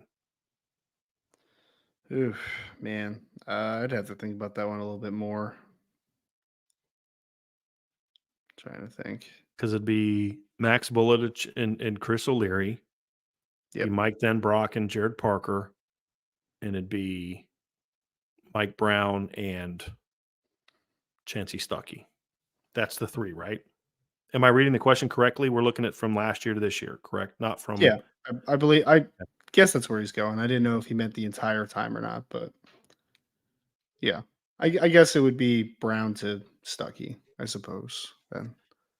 Yeah, I'd rank Brown, and then... I mean, Bullitt O'Leary to me is... I mean, I can't say that's an upgrade because I think that Chris O'Leary did a great job at Notre Dame. And we have to see what Max Bullitt can do. I'm happy with the hire. But that was one where you need to keep it rolling, where the other two on offense you got a lot better. That's the difference. All right. We got another one from John A1. Over under 3,000 team rushing yards in 2024. Well, Ryan, I'm gonna cheat a little bit because I'm gonna say over, because I think they're going to play at least 14 games this season. Yeah, if they play 14 games, I'll take the over as well. If they play 14. Regular season, I am not taking that. I mean, the 2017 team, Ryan, had 3,350 yards in the regular season that year, and that was the best Notre Dame running team of the last 30 years, in my opinion. Yeah. And they couldn't throw a lick. That's to say it's not always about the stats. I mean, to go for 3,000 yards in a normal 13-game season would mean you'd have to average 230.8 yards per game. Can Notre Dame do that? Yes, they can absolutely do that. I just think they're going to be balanced enough to where we're just not going to see that high of a number running the football, especially against the schedule they're going to play, which is going to have some pretty decent defenses on it. I think you're going to see more of like a 260, 215 type of thing this year, Ryan, closer to that. And then higher yards per attempt, I think, is what we're going to see as well. But I wouldn't be shocked if they went over 3,000 in a 13-game season at all. If I'm taking the over, or I'd take the under in a 13-game, but I think they're going to play one more game, and that will put them over, which means they're close, right? If I'm saying one game puts them over, it means that they're close, in my opinion. I saw the other day, this is a random notes, but Harding, who won the D2 National Championship this year, they went 15-0. They ran for 6,150 yards this year in 15 games, averaged over 400 yards rushing a game. 400 yards a game. That's nuts. And like 80 touchdowns or something like that on the ground. It's like just wild. Little bit of context too, Ryan, on the 3,000 yards. This year, only 4 teams that had over 3,000 yards rushing this year. In 2022, it was 10 teams. In 2021, it was 8 teams. In 2019, it was 16 teams. In 2018, it was 16 teams. In 2017, it was 19 teams. So what's the difference? I think number one is you're seeing more of a shift to throwing the football, but number two is the clock rules. I think you're seeing less of the run game from a week-to-week basis than you did in the past. I mean, it's a big difference between 18, 16, and then 4. You know what I mean? I think that's where you're seeing a lot of that, because you're seeing coaches, I think, making strategic decisions. If especially if you're in these games where it's like, hey, look, we're gonna do more throwing the football than we did in the past, because this extends the game. I think that could be it too, but that's a big drop off from 16 to 18 a year to 10, and then all of a sudden 4 the first year of the new clock rules. I mean, and there was 4 other teams that were over. There was 3 teams that were over 2,900, and then the number 8 team, Ryan, had 2,780. If you go back to 2019, the team that would have 270 would have barely been a top 25 team, and they were 7th or 8th in this past year. So it's a little bit of a different game than it was in 2017 as well. It's crazy. We had Ronnie Reeves who said, fun question. We'll be the judge of that. Who's your favorite kick returner, punt returner guy besides Tim Brown or Rocket? Mine is Tom Zibikowski. Zibikowski was entertaining. There's no doubt about that. He's a really good punt returner. I'm going to go with CJ Sanders, because CJ did both. Tommy only did punt returns. CJ Sanders did punt and kick returns. And I believe the only player with more combined kick plus punt returns in Notre Dame history than CJ Sanders, I believe, is Rocket. I'm pretty sure on that. CJ was a very good return man at Notre Dame. Never got enough credit for how good of a dynamic. I mean, think about that Stanford game in 2015, Ryan. People forget, like, Kevin Hogan led Stanford right down the field, like easy, just Swiss cheese through the Brandon Gore defense. They kick it off to CJ Sanders, and Gus Johnson on the call brings it right back for a touchdown. Just completely changed because like it was kind of like here we go again type of thing in that game. And CJ went right back down and took it to the house. He was a very dynamic return guy and had a couple take called back too. He had a punt return. Remember in 16, he had that long punt return against Michigan State for a touchdown brought back because of a penalty. So he was very good. Very good. Wasn't as flashy as Tommy, but he did both. He had kick returns for scores and punt returns for scores. Tommy just did one. I love Tommy, man. Tommy had my heart as a football player. What a guy. What a guy.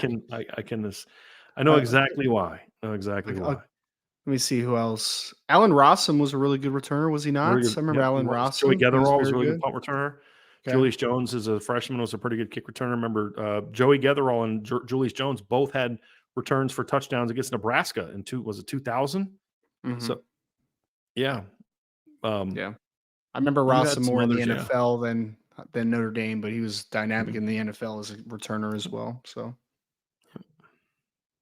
we had Ronnie Reeves says, it seems to me that Deuce's throwing motion is a little slow. If that is something that's been observed by others, and can it be coached? I think that's true in 7-on-7. I don't know that I would say it's necessarily true when I watch his high school film. I agree. I think the ball gets out fast in real time.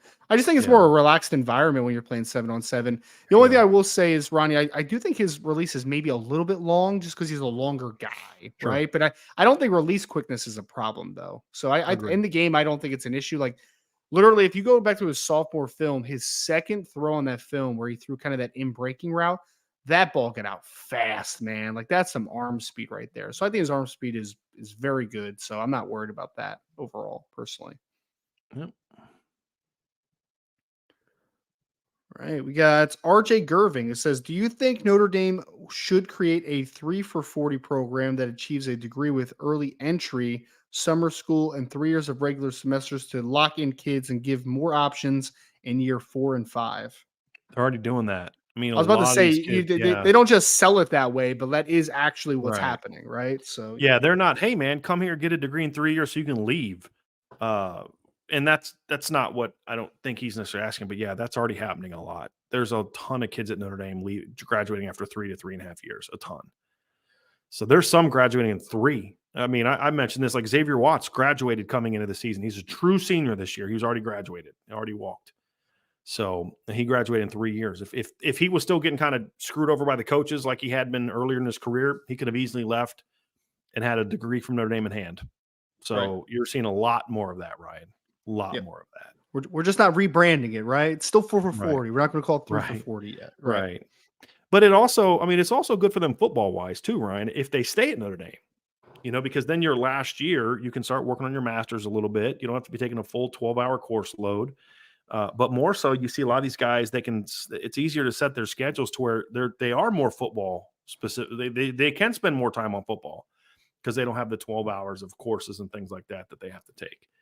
So certainly beneficial to guys that stay as well. But as to his point, it does also open up some opportunities for them to leave and have I mean, I don't know if it has more opportunities now, more options in year 4 and 5, simply because they can transfer whenever they want or wherever they want anyway, but at least now they're leaving with a degree.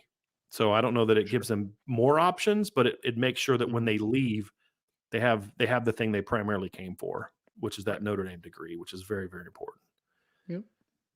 This one hurts my heart, Ryan. I don't even know if I didn't even want to bring this one up. Just even thinking about this possibility just not makes me happy at all. Eric O'Brien says, got to give up all forms of potatoes or all cheese for the rest of your life. Which one do you choose? I mean, I would reluctantly give up potatoes, but I wouldn't be happy about it at all. I wouldn't be happy about it. I think I would give up. Man, that's actually a really difficult one. I don't like potatoes as much without cheese. Sure. I eat a lot of potatoes though. It has substance to it too. I'm gonna say cheese. I would give up cheese. Again, it's not a easy one either way, but I mean, I even think of, because do we count like sweet potatoes as part of potatoes too, right? Like, I mean, all forms of potatoes. Together, right? Sure. And all forms of cheese. Yep. Yeah. So I'll give up cheese, I guess, but it's not one that I'm happy to say. Okay, so we disagree on that, Ryan, but here's what we can agree on. Yep. I'm so happy that neither of us have to make that decision. And we can have both. It would be a very easy decision for my wife, because my wife is lactose intolerant, so she can't have cheese. Yeah. So it doesn't matter to her. All right, Archer 452 Ryan. Marvin Harrison Jr. announced he isn't hiring an agent. Really, I didn't see that part of it. Nor will he be participating in the combine or the pro day. Should surefire top 10 picks do this more? I did not see the news about him not hiring an agent. Did not see that part, but I know that Yeah, he's not same. participating at the combine or the pro day. Should more surefire top 10 picks do this more? So it's like multi-layered, Archer, first and foremost, right? The whole participating at the combine pro day thing. This is such a interesting conversation because there was not too long ago that if an NFL team did not have numbers on a player like at all, and that's what you're getting with Marvin Harrison Jr., like you're not going to have any times at all or any jumps, anything, any information, they would just take that guy off the board. Like they wouldn't put him on their board. They would just be like, I don't have enough information on this player. But I think today's game with the GPS tracking information that you can get, like that helps with that a lot, right? I thought of it this way. The fan in me, the person that loves seeing these athletes do incredible things, right? I am I'm upset, that Marvin Harrison Jr. will not be participating at the combine because I wanted to see what he could do, right? Like I wanted to see all the great things that he's able to do on a football field. But ultimately, as a understanding of the process and an advisor of the process, he doesn't need to. He doesn't like just straight up. He doesn't need to test. He doesn't need to go to the combine and do anything. Marvin Harrison Jr. is going to be a top 4 pick probably in this year's draft. And I think that there's more risk to reward of him participating at this combine because if he does, and let's say he has a bad day in the 40, he runs 4.5 flat instead of 4.43 like he probably would have ran, right? Then people start overthinking it. And then he has to answer these stupid questions for a month and a half when we know that he's still going to go high in the draft because his film is really good. The other side, though, so the business side, I understand it, and it's fine, whatever you do, it's your prerogative. Ultimately, at the end of the day, as a fan, I would love to see him participate. The agent thing is a completely different conversation. He's a unique case because he is the son of an NFL player, right? So they have an agent, right? So I'm sure there's an agent involved in this situation, but overall, I would not recommend not having an agent to people that don't have the proper people in place. Marvin Harrison Jr. is a different type of commodity, right? Like he has NFL people around him. He has agents that are probably advising him, even if they aren't his official agent. They're still advising him because of probably all the work they're done with his father for a long time and made a lot of money off of Marvin Harrison Sr., right? So I think this is just a unique case. I don't think that top 10 picks should just spurn agents, be like, nope, I don't need you. I think they're valuable in a lot of instances. I just think that Marvin Harrison Jr. is a very unique case. Right. I'm going to bring up this next one. I've talked a lot about this in different shows. I want to give you a chance to really speak on this. So I'm going to bring this one up for you. This is from ND Milton Fan with a super chat. Thank you so much, ND Milton Fan. You may have already answered. If so, apologies. No worries. But so I just want to speak on this. Guys, if you ask a question somebody's already asked, that's fine. We either won't bring it up or if it's been asked in previous shows, there's somebody listening to this show that didn't listen to it last time. So it's all good. But he asks, how negative of an impact do you suspect Chancey Stuckey had on the production of the offense last season? I mean, a big negative, I would say, Nathan. Look, I think that we've actually even had this slight conversation at one point, right? I think that there was a whole lot. Well, first and foremost, there was a stunting of growth of wide receiver play for Notre Dame, and I think that look, ultimately there were a string of injuries. We talked about the leg injuries and just kind of the hamstring stuff and all that, right? And like that's going to hinder it, of course. But ultimately, ask me point blank, do I think Chancey Stuckey did a good enough job as a developer of wide receivers in 2024 or 2023, excuse me? My answer would be absolutely not. I don't think he did a good job as a coach. I think he did a poor job as a coach. That's first and foremost.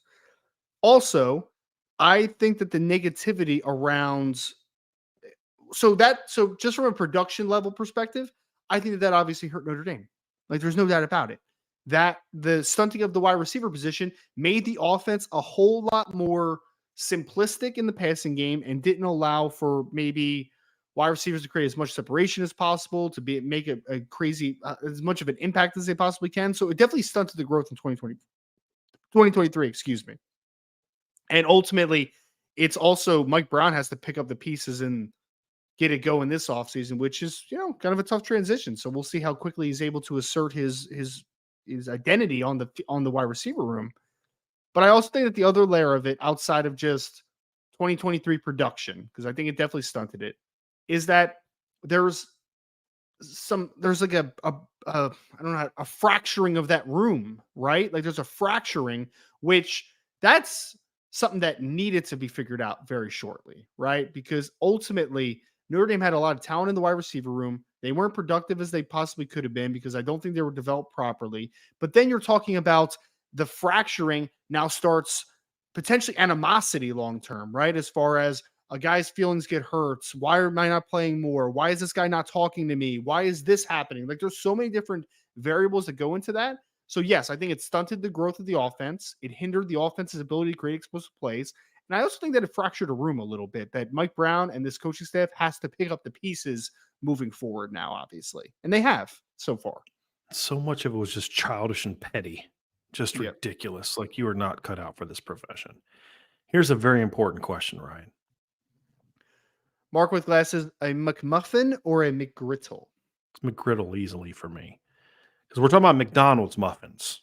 Now, my favorite breakfast sandwich is from Hardee's, but we don't have a Hardee's close enough to get it. But between an Egg McMuffin and an egg and a, like I get, for me, I'm a bacon and egg and cheese guy, Ryan. A bacon, egg, and cheese McGriddle is better than a bacon, egg, and cheese McMuffin from McDonald's. I haven't had either one in like 15 years, so I feel like I'm not the right person to ask this question. I actually haven't been to a McDonald's in a long time, man. Have you ever? Do you have Hardee's near you? I don't think so. Not that I've seen. If you're ever somewhere where there's a Hardee's, get their bacon, egg, and cheese biscuits. It's like an actual biscuit, and it's like the egg is not like the junk egg that McDonald's has. It's really good. It's really good. Irish Blood said, do you think the average Joe could get 1 yard on one play in the NFL? Yes. Sure. Yes, they could. I mean, it's blocked, right? I mean, they might die in the process, but they might get a yard. Yeah. Sure. Yeah. I mean, I like to average Joe to me is like me when I was 33. Average Joe. Could I have taken a handoff behind the best offensive line in the NFL and just followed the lead blocking for a yard? Sure. Oh, I could get a yard right now. There's no doubt in my mind I could get a yard right now. You're the age of what I'm talking about when I was there. Maybe two. I might be able to get two. Who knows? Because the average Joe is not some guy who's 150 to 200 pounds overweight. That's not the average Joe. The average Joe is just some normal dude that just, gets the hand of the ball off behind an offensive line. I mean, it's like, am I making an unblocked 3 technique miss because he didn't? No. But, that the context and what it could he do that? Sure. Yeah. Somebody said it was a topic of conversation in some podcast, some NFL players podcast, What's that? Kelsey podcast or something like this question, I guess. Oh, really? I wish I listened to the Kelsey's podcast. I did not hear this one so far. So, yeah. I don't. So I don't know if it was from that or not, but here we go. Here, Ryan, I'm going to ask this one. It's another one that's draft related from Lucky Ducks 512. Ryan, which player will be a surprise faller in the draft and which player will be taking much higher than expected? Well, I think perceived fallers in the draft is always a medical concern for the most part, right? Like that's the big thing about Combine Week that people don't talk enough about. They just, it's the underwear Olympics and they want to see guys run fast and jump high and all those types of things. But true fallers usually happen in the medical checks. So a couple guys just to keep an eye on for medical checks. I would say Michael Penix Jr. would be one from Washington. I see him mocked like top 15 by a lot of people. We'll see. I mean, he's had multiple ACL tears. He's had a shoulder injury in his past as well that I think he missed the end of 3 different seasons in college. So Michael Penix possibly with the injuries. Peyton Wilson's another one from NC State. He's had a long string of shoulder injuries and an ACL tear. And then the other one that might not be as much mainstream knowledge, but Yale offensive tackle Karan Abangaji, who's a really good player, probably would have been a top 100 player more than likely. He is coming off of a quad injury that needed surgery for. And I'm told that like quad injuries for offensive linemen is typically not a great thing. It's usually not good. So a guy that probably would have been a third, maybe fourth round pick might end up going late round or priority free agent. It's possible. So Michael Penix, Peyton Wilson, Karam Agandaji would be my potential fallers in the class. Which player will be taken much higher than expected? JJ McCarthy, I guess. I mean, if we're surprised by that, I don't know if anybody's surprised by someone reaching on a quarterback that's a perceived winner and all that type of stuff, right? But JJ McCarthy would be my pick, I suppose. Michael S., you missed with a super chat. You missed a chat question of mine, Michael. I didn't miss it, and I thank you for the super chat. But you just kind of kept asking the same question in different ways, and we kind of already addressed the Mike Denbrock offense. So you keep trying to ask us in different ways to say something negative about the Mike Denbrock offense, and we've already addressed it. So I do appreciate the super chats, but the show's going to last forever if we just keep repeating the same questions over and over again. Yes, I appreciate that. Right. I have a question for you, Ryan. Do you have any idea? Did they explain to you why a quad injury is so bad for an offensive lineman?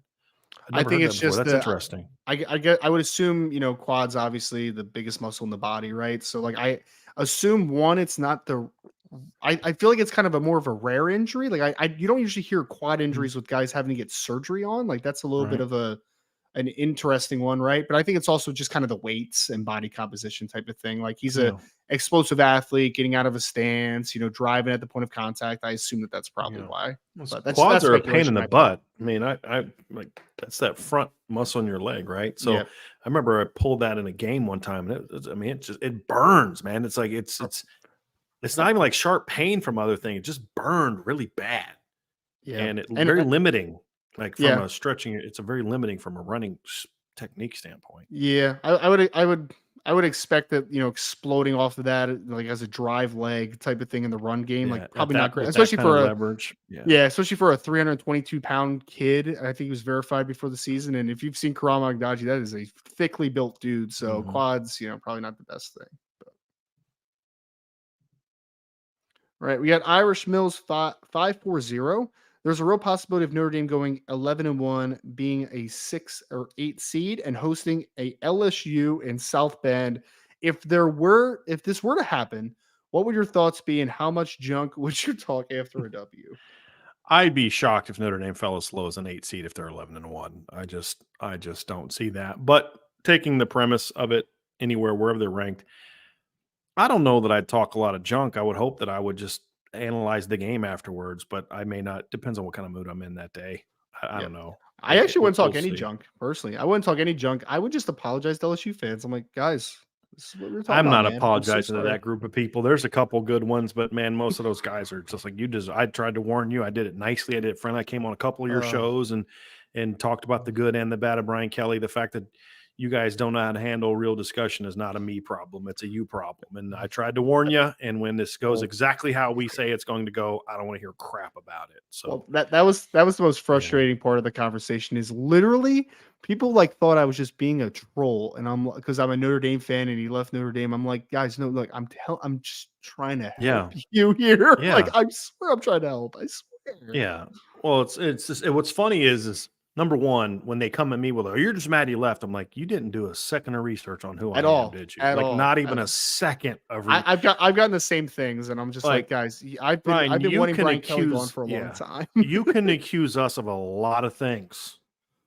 Calling us like mad that Brian Kelly left is like one of the dumbest things that you could say. Number one. Number two, it's kind of like, I mean, it's not even that you guys disagreed.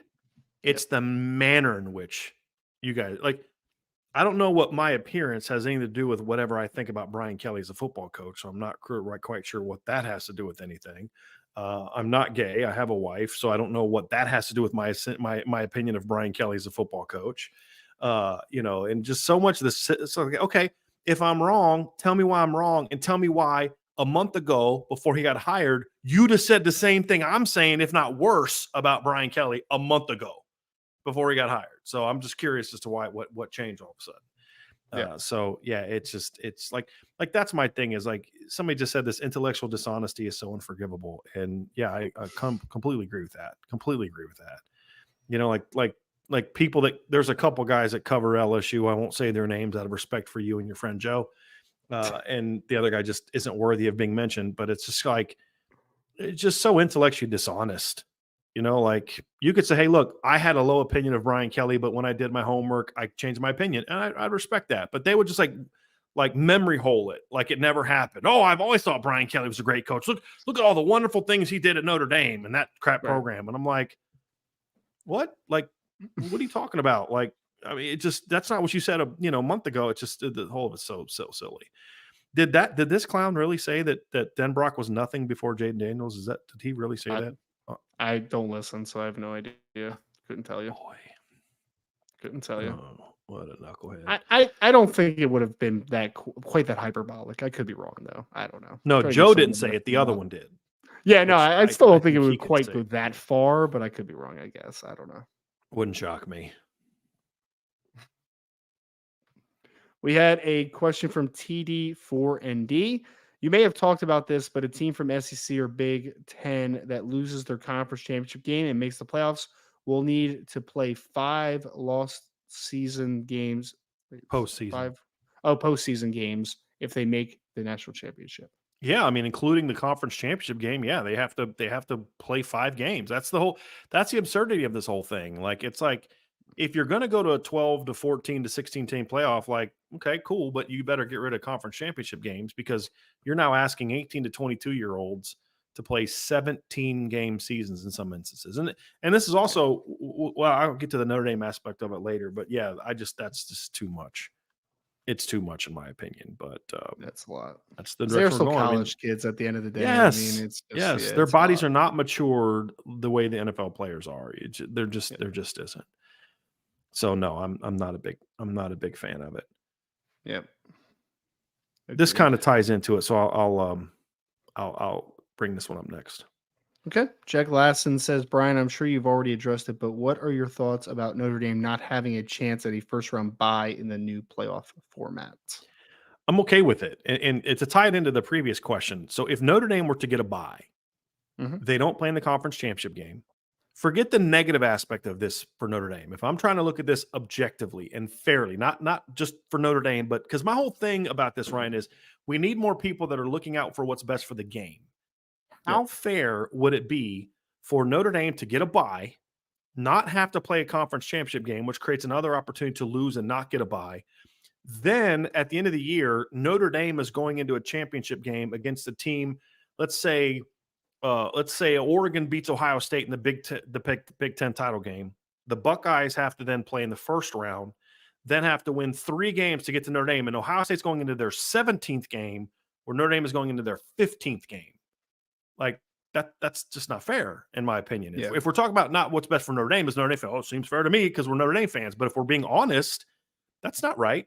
Or in any other conference that you're talking about them playing in their 16th game, Notre Dame is the only team in any scenario in that situation that could get a bye and not play in a conference championship game.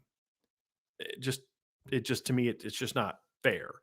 So either join a conference and play in the conference championship game where you could potentially lose, or accept the fact that you're going to get the best of 5 seed. But as I pointed out before, Ryan, here's why I'm also good with this. In 2020, if it would have played out the way that it would have played out, Notre Dame would have played in the first round. They would have played 12 seed Coastal Carolina in the first round, and in the second round, Cincinnati. If they did get a bye, then they're playing probably Texas A&M in the second round. In 2018, they would have played. I'm trying to remember who it would have been whoever the group of 5 team was. And then they would have played that team first in the first round. So some 12 team that wasn't ranked in the top 15. And then the second round, they would have played 8 seed Central Florida, who was the 4th highest power conference champion. Because I'm putting the UCF that year as a Big 12 team. looking at it that way, if they were all in the conference they were in. If they would have gotten a bye, they would have played Georgia most likely in the second round, the winner of the Georgia-Penn State game. So not getting a bye means you have to play an extra game, but I think it creates an easier path for you to get to the quarterfinal, to get the semifinals. Because now you're going to play two teams that were ranked lower than you to get to this quarterfinals, as opposed to you got the bye week, but now you've got to play the runner-up of the SEC in round 2 or the runner-up of the Big Ten in round 2, which could be a really good freaking team who may be ranked third. You know what I mean? And so now you have an easier path, because if you are the 5 and you would have gotten a bye otherwise, you now get to play that first round game and you get a chance to have two teams that you were higher ranked than. Here's the other thing too, Ryan. You have to look at the schedule. This year, if Notre Dame got a bye, their last game is November 30th against USC. Because of the bye, they would not play another game until December 31st. There will have been teams that have played 2 games since Notre Dame last played. Now, a lot of you think they're going to be well rested. They're also going to have no rhythm, no momentum. They'll be completely out of game shape by that point in time. So, no, that doesn't benefit Notre Dame.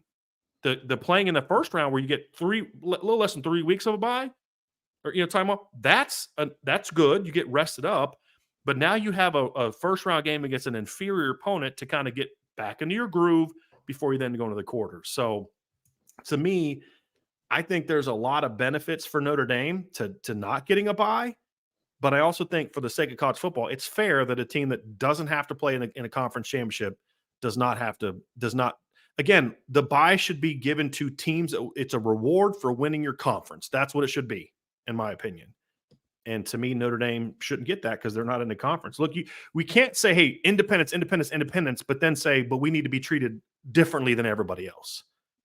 I just don't think that's the right argument for Notre Dame fans to make, in my opinion. Okay, there you go. What are your thoughts on that, Ryan?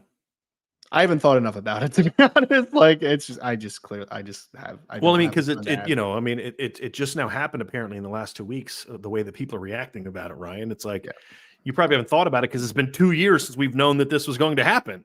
Yeah. Where everybody else is acting like this is new. Right. Which I just wanted to win one playoff game, and then I'll worry about the road to the rest. I don't know. There you go. All right. Here's one, Ryan, from Lucky Ducks 512. Ryan, which group at the Combine are you most interested to watch? Most interested to watch this year, probably wide receivers, I guess. I mean, I think they're going to do some freaky stuff. It's a really good class, both top heavy and depth this year. And I mean, like my favorite positions to evaluate are linebackers, offensive and defensive linemen. Like, those are my strengths. Those are the ones that I enjoy the most, I should say.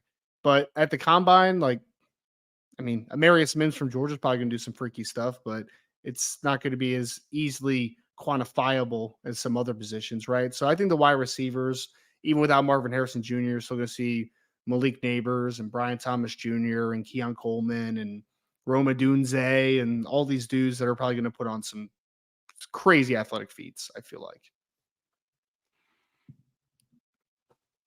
We had Carlos Garza says, since it seems that Notre Dame wouldn't be able to get a first-round bye in the new playoff system, do you or would you consider resting certain players in the season, even if they're on an undefeated run? No. Number one, Carlos, I kind of understand the sentiment. It's kind of like, hey, you already know your place, but you're still playing for seeding. And to me, there's a difference between being the 5 seed and the 8 seed. Because if you're the 8 seed or the 9 seed, because let's say you rest guys at the end of the year, Ryan, and you lose at the end of the year to some team you probably would have beat if you didn't rest guys, and you fall from number 5 to 8. Well, you still have to play. You're still hosting a playoff game. Yeah, but now you've got to go play the number 1 seed in round 2. That's the kind of the thing for me, where you're still playing for seeding. But in most years, Ryan, there's going to be at least 3 weeks or around 3 weeks between the end of the regular season and the conference title or in the first round playoff game. That's plenty of time for guys to get rested and healed up and all that kind of stuff. Now, if I was deep at a position and I had a guy that was banged up, would I be more willing to not play him against Wake Forest and Stanford at the end of the year in a situation like Notre Dame had this year? Yeah, I'd consider that. But it'd be more about, I don't want to take a chance of this guy getting banged up. Like, let's say Mitchell Evans would have just had a sprained knee against Pitt, right? And maybe he could have come back against Wake Forest or Stanford, but, we're not sure he's going to not be 100%. you're playing 2 crap teams, sit them. Like it's something like that. I would consider resting guys if it's something like that. But I'm not going to do like the sort of the load man. Hey, we're not going to start Riley today because we want him to be fresh. You got 3 weeks to get those guys fresh. I may in certain situations if the schedule is, but like if game 12 is against a really good USC team, all hands on deck. We got to win this game because there's a difference between the 5 seed and the 8 seed or the 5 seed and the 7 seed. So you are still playing for positioning, even though you're not playing for a bye. You are still playing for positioning. So it's a good question, Carlos, but injury a little bit, but overall, no, I wouldn't rest guys. I'm trying to win. And I'm trying to keep my momentum going. I mean, there's always unique situations. I mean, I think Mitchell Evans is an interesting one because if you're playing a bad team down the stretch, like maybe that is a spot to potentially sit someone. But I think it's a question more that's kind of mirrors the NFL thing where, I mean, week 17, we see or week 18, I guess now, right, with the bye week. They look at those games. Some teams are just like, I'm not playing anybody this week because I know where my seating is, right? And it's just like, one, I think that it actually hurts some teams at times, kind of cuts the momentum at points. But also in NFL, the seating is not going to change as drastically as it might in college football. I mean, because you're playing less games, one, and then two, just like with the conferences the way they are and how they align, I just think that a loss potentially could knock you down several spots or out completely. Potentially, Right. it's kind of a more volatile playoff system. Yeah, because it's not a ranking; it's a ranking, not a record. Yep. And like to your point, Ryan, if hey, we've clinched the wild card spot, we can't go any higher than 6. So if we bench our starters and get beat by 30 this week, we're still playing a road game against the whatever seed in the wild card. And the other thing too is for those teams, you're resting those guys because you've got a game coming up that next weekend. And sometimes it's on a Saturday. So it's a short game, a short week. So yeah, we're going to rest certain guys because the winning or losing this game may not matter.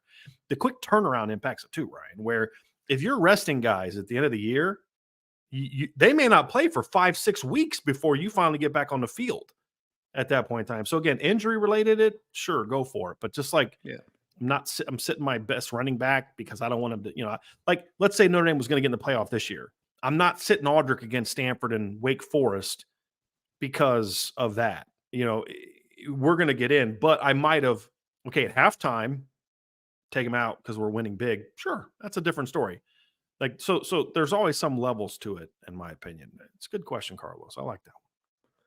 We had Nate M says, do you think a LSU would have been a playoff team if there was an alternate universe where Marcus Freeman, Mike Mickens followed Brian Kelly to LSU? I don't even want to think about that, man. Nah. I mean, they would have had a better chance because I think the defense would have been a little bit more up to standard. I honestly hey, man, I don't think Matt House was a good defensive coordinator, but I also think that roster just needs a lot of defensive improvement. It really does. I mean, outside of Harold Perkins and a couple of the defensive linemen, like you didn't really have an outside pass rusher this year. Right.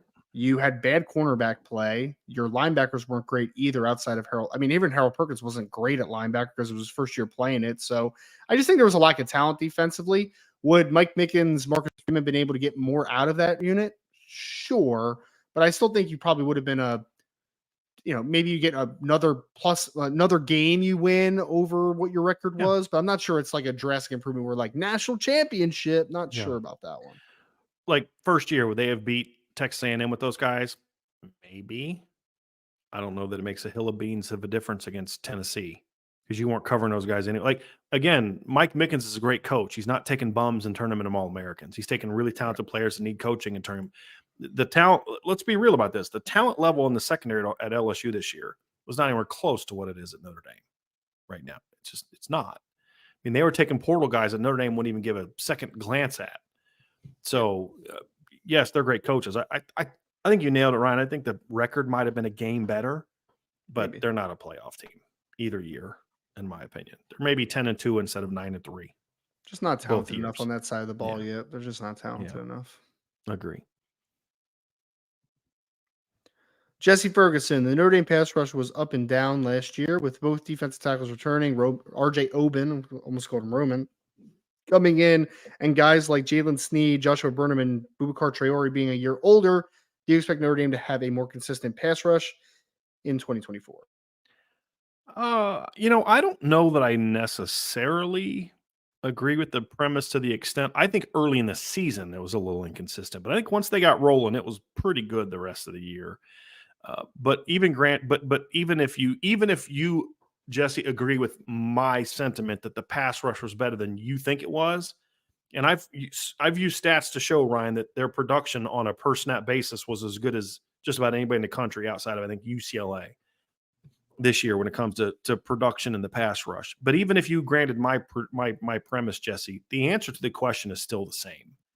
I do think it has a chance to be a more impactful, consistent pass rush this year because I think this season, unlike last year, you're not relying on as small of a number of players to have to play well for you to have a pass rush.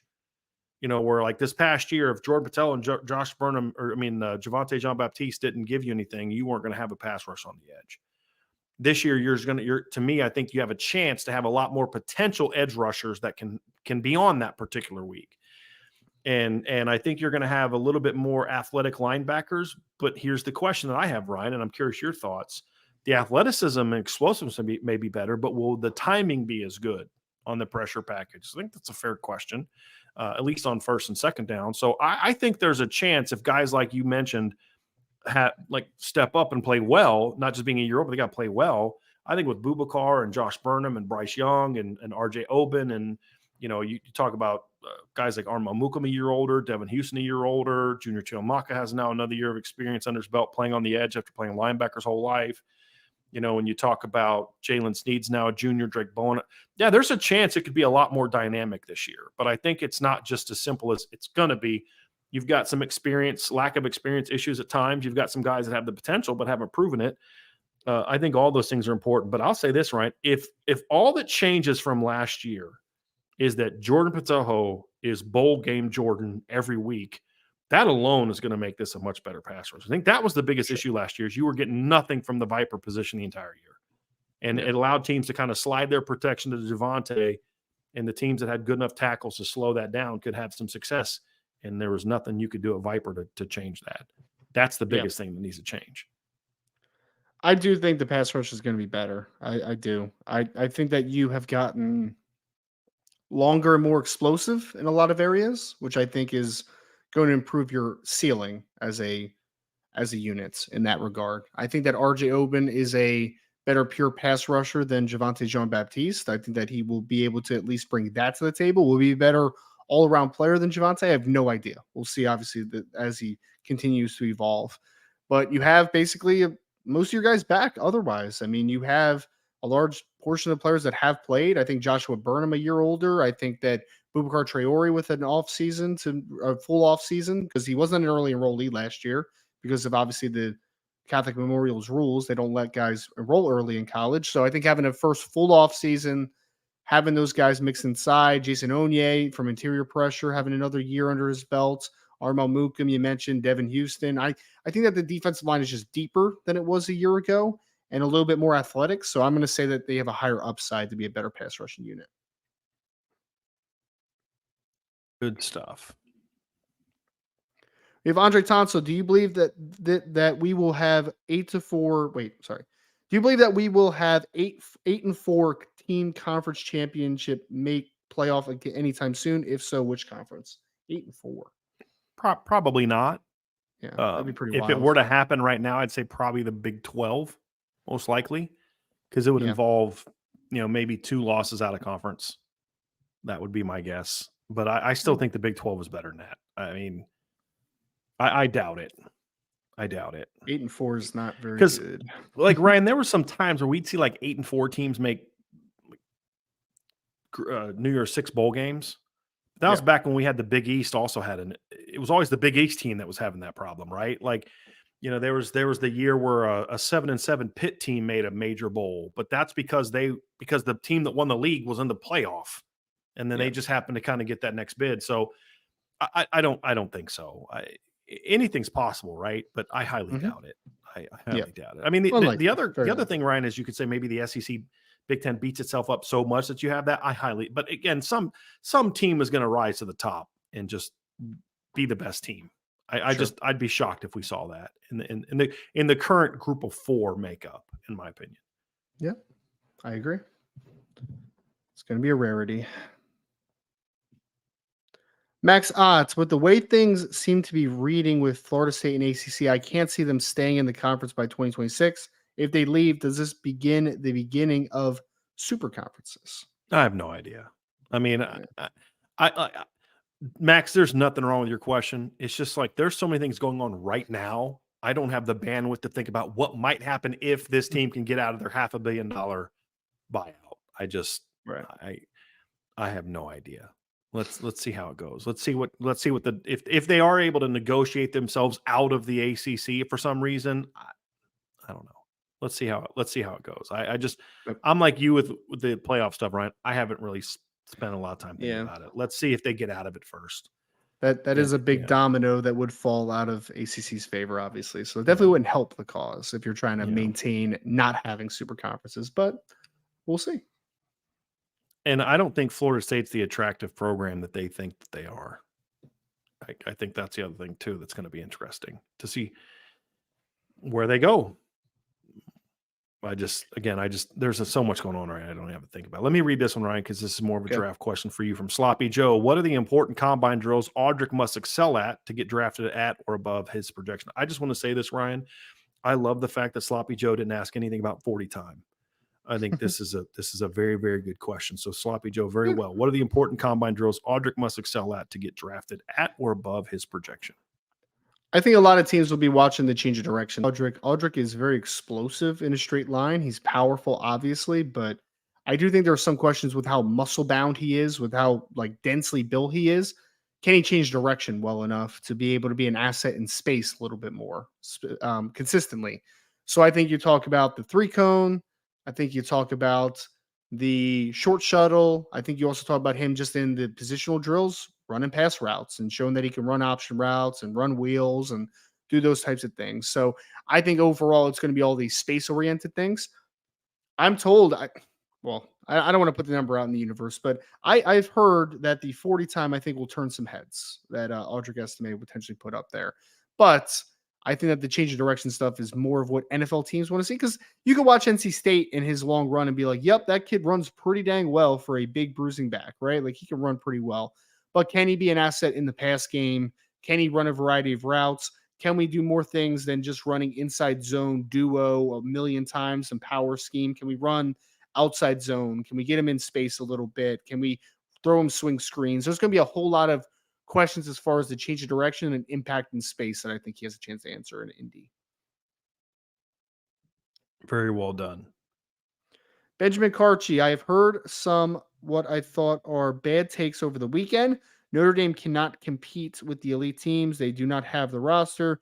Notre Dame is going to miss the playoffs. Thoughts? Oh man, we talk about this stuff all the time, man. I wanted to bring this one up, Ryan, because it's a little bit of a different angle, and this would be more of actually engaging in the actual football conversation.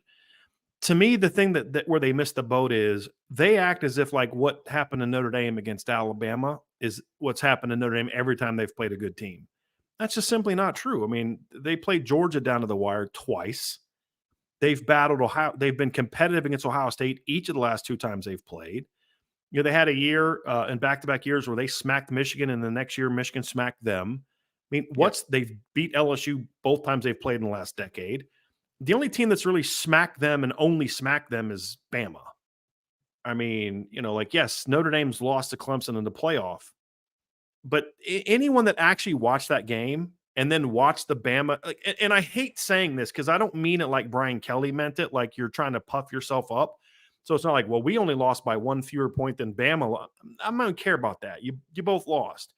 My point is this, Ryan. When you watched Notre Dame against Clemson in 2018 and then watched Alabama against Clemson in 2018, you're like, Notre Dame played them a lot tougher than Alabama did, in my opinion. It was like about a 5-minute stretch of the game where Julian Love went down in the second quarter that just completely changed the face of the game. And so to me, it's like this notion that Notre Dame just goes out against these good teams and gets killed like they did in the Bob Davie and Ty Willingham and Charlie Weiss. It's the premise of my article today, Ryan. It's just lazy. It's just lazy. There's no real analysis here. Is Notre Dame's roster as good as Bama's? No. Is their roster, at least what it's been under state? No. Is it as good as Ohio State's? It's getting closer, but still not there yet, top to bottom. Is it as good as Georgia's? No. Is it close? I think it is. and it's getting closer every year. And so this notion that Notre Dame is just this team that's way off is to me nonsense. But again, it's just lazy. This notion that they don't have the roster to do it is true from the sense of their roster isn't quite what that level is. Their margin for error is a lot smaller than what Bama's and Georgia's is. But we have seen this Notre Dame team compete with every team that's a power in today's game except for one, Bama. That's it. That's it. And so it's just a lazy take. Notre Dame is not there yet, Ryan. They're not, because they have to prove it. I don't care how good your roster is. You can have the greatest roster in the world, but if you don't prove it when you play the best teams in your schedule, it's irrelevant. So, yes, they have a lot to prove. But this notion that Notre Dame just has this roster that can't even sniff these other teams, I just think is nonsense, in my opinion. And it's been proven on the field against every team not named Alabama, that they're a very close. Ryan, what was the biggest issue you and I had with Ohio State this year? Big picture, Notre Dame and Ohio State game. It wasn't that they lost. It's that they like, you watch that game, you're like, they were better than that team. Like, their players were better than that team's players for a chunk of that game. But that team stepped up and made plays to win. You didn't. That's what was so. It wasn't like, boy, you played the best you possibly could, and it just wasn't quite good enough. It was, you shouldn't have lost that game. You should have beat that team. And, so this is not 2021 Ohio State or 2019 Ohio State. They're a different program, and Notre Dame has come along. Some of those other teams have come down. So I just think it's a lazy argument. And it's just, it's hard to have a real football conversation with people who aren't even willing to engage in like reality. Like, this is not Charlie Weiss, Brian. This is not Charlie Weiss era Notre Dame. This is not Ty Willingham, Bob Davie era Notre Dame. It's a different animal than what it used to be. Yeah. Well, I hate the blanket statements of they don't have the roster. It's like, you don't even know who's on the roster. Stop, man. Like, you're just doing that type of stuff. So, all right. How many players on Notre Dame's team do you think either one of those two knuckleheads at ESPN could name? And that says a lot more about them than Notre Dame. Let's be honest about that. Stephen A. Smith still thinks Dwayne Haskins is a scrambling quarterback, so we're all good. Yeah. All good. Golden and Domer says, not a Notre Dame related question, but Brian, noticed your fresh cut looks good. When you go to your barber and get that kind of buzz cut, what guard do they have them use? Like, for example, one on the sides, etc.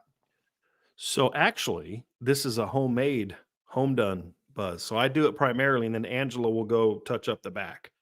But when I used to go to the barber, I would use a 3 and then fade it up from a 1. So like, it'd be like 1 kind of down here and then fade it up is what I would do. But it would be a 3 on top and then faded it down, like faded it with a 1. So I probably shouldn't share that story publicly, so I won't share that story. Let's say one time when I was back home visiting my parents, I went to a barber where a fade for me meant something completely different than what a fade to her meant. And my hair got a little jacked up because I have a different hair texture than what she was cutting, and we'll just leave it at that. So, yeah. T. Smith 0323. Not a Notre Dame question, but do you think the targeting call on Denzel Ward against Maryland is still the worst targeting call ever called, or is there another one that's worse? Oh, I mean, I think my biggest issues with targeting rules or calls are the ones that don't get called, or it's just like. But yeah, I don't know if that's the worst ever. I'd have to think about that one, T. Smith. I mean, it's a fair question, but I'd have to think about that, man. There's been some. I'm sure there's worse. Horrible. I'm sure there's been worse, but there's been some horrible ones. Oh boy.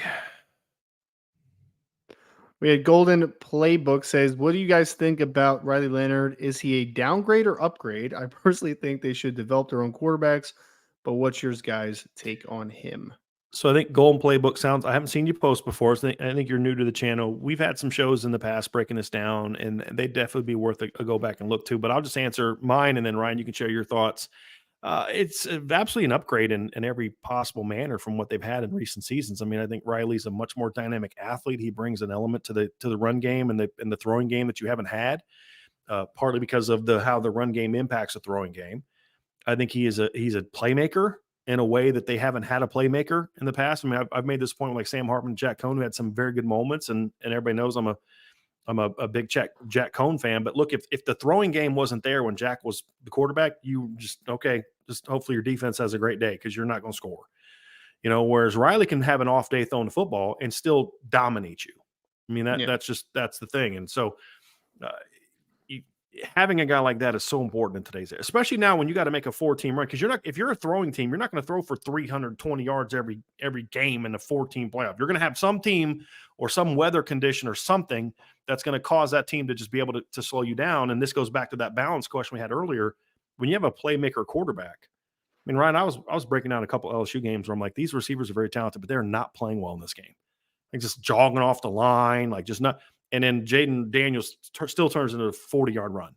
When you have a guy like that, man, like, okay, if that happened in Notre Dame this year, it's a sack or an incomplete pass, right? Just the reality of it. But with a guy like Riley Leonard, Jaden Daniels, guys like that, you can go off and take something with it. So, and I think I speak for Ryan and I both feel this way. But yes, you absolutely need to start developing your own quarterbacks, but you also shouldn't force the issue. And if there's a guy out there like a Riley Leonard, and your best quarterbacks are a freshman and a sophomore, in my opinion, then you don't turn down a guy like that. Because if those guys are good enough to win you a championship in 2024, they'll beat him out. Simple as that. And if they're not good enough to beat him out, then you made the right decision to go get him. Yeah. And I think my opinion might be different next year than it is this year, Ryan. But I have no problem going out and getting Riley Leonard this year because I think he can be a difference maker. And I think he gives Notre Dame the best chance to go out and maximize their potential as a football team this year. So big upgrade for me. Yeah. I think it's definitely an upgrade from talent perspective. I mean, all due respect to Sam Hartman, but Riley's 3 inches taller, 2 to 3 inches taller. He's 10 to 15 pounds probably heavier. He's more athletic and he's got a more natural throwing motion and arm. I mean, I think he's a much more talented player. Whether it turns into production on the field, we'll see, obviously, if he's able to stay healthy and how it develops under Coach Denbrock. But ultimately, is he an upgrade from a talent perspective? Yeah, you upgraded the room. I would argue that Riley Leonard's your most talented quarterback Notre Dame's had since when?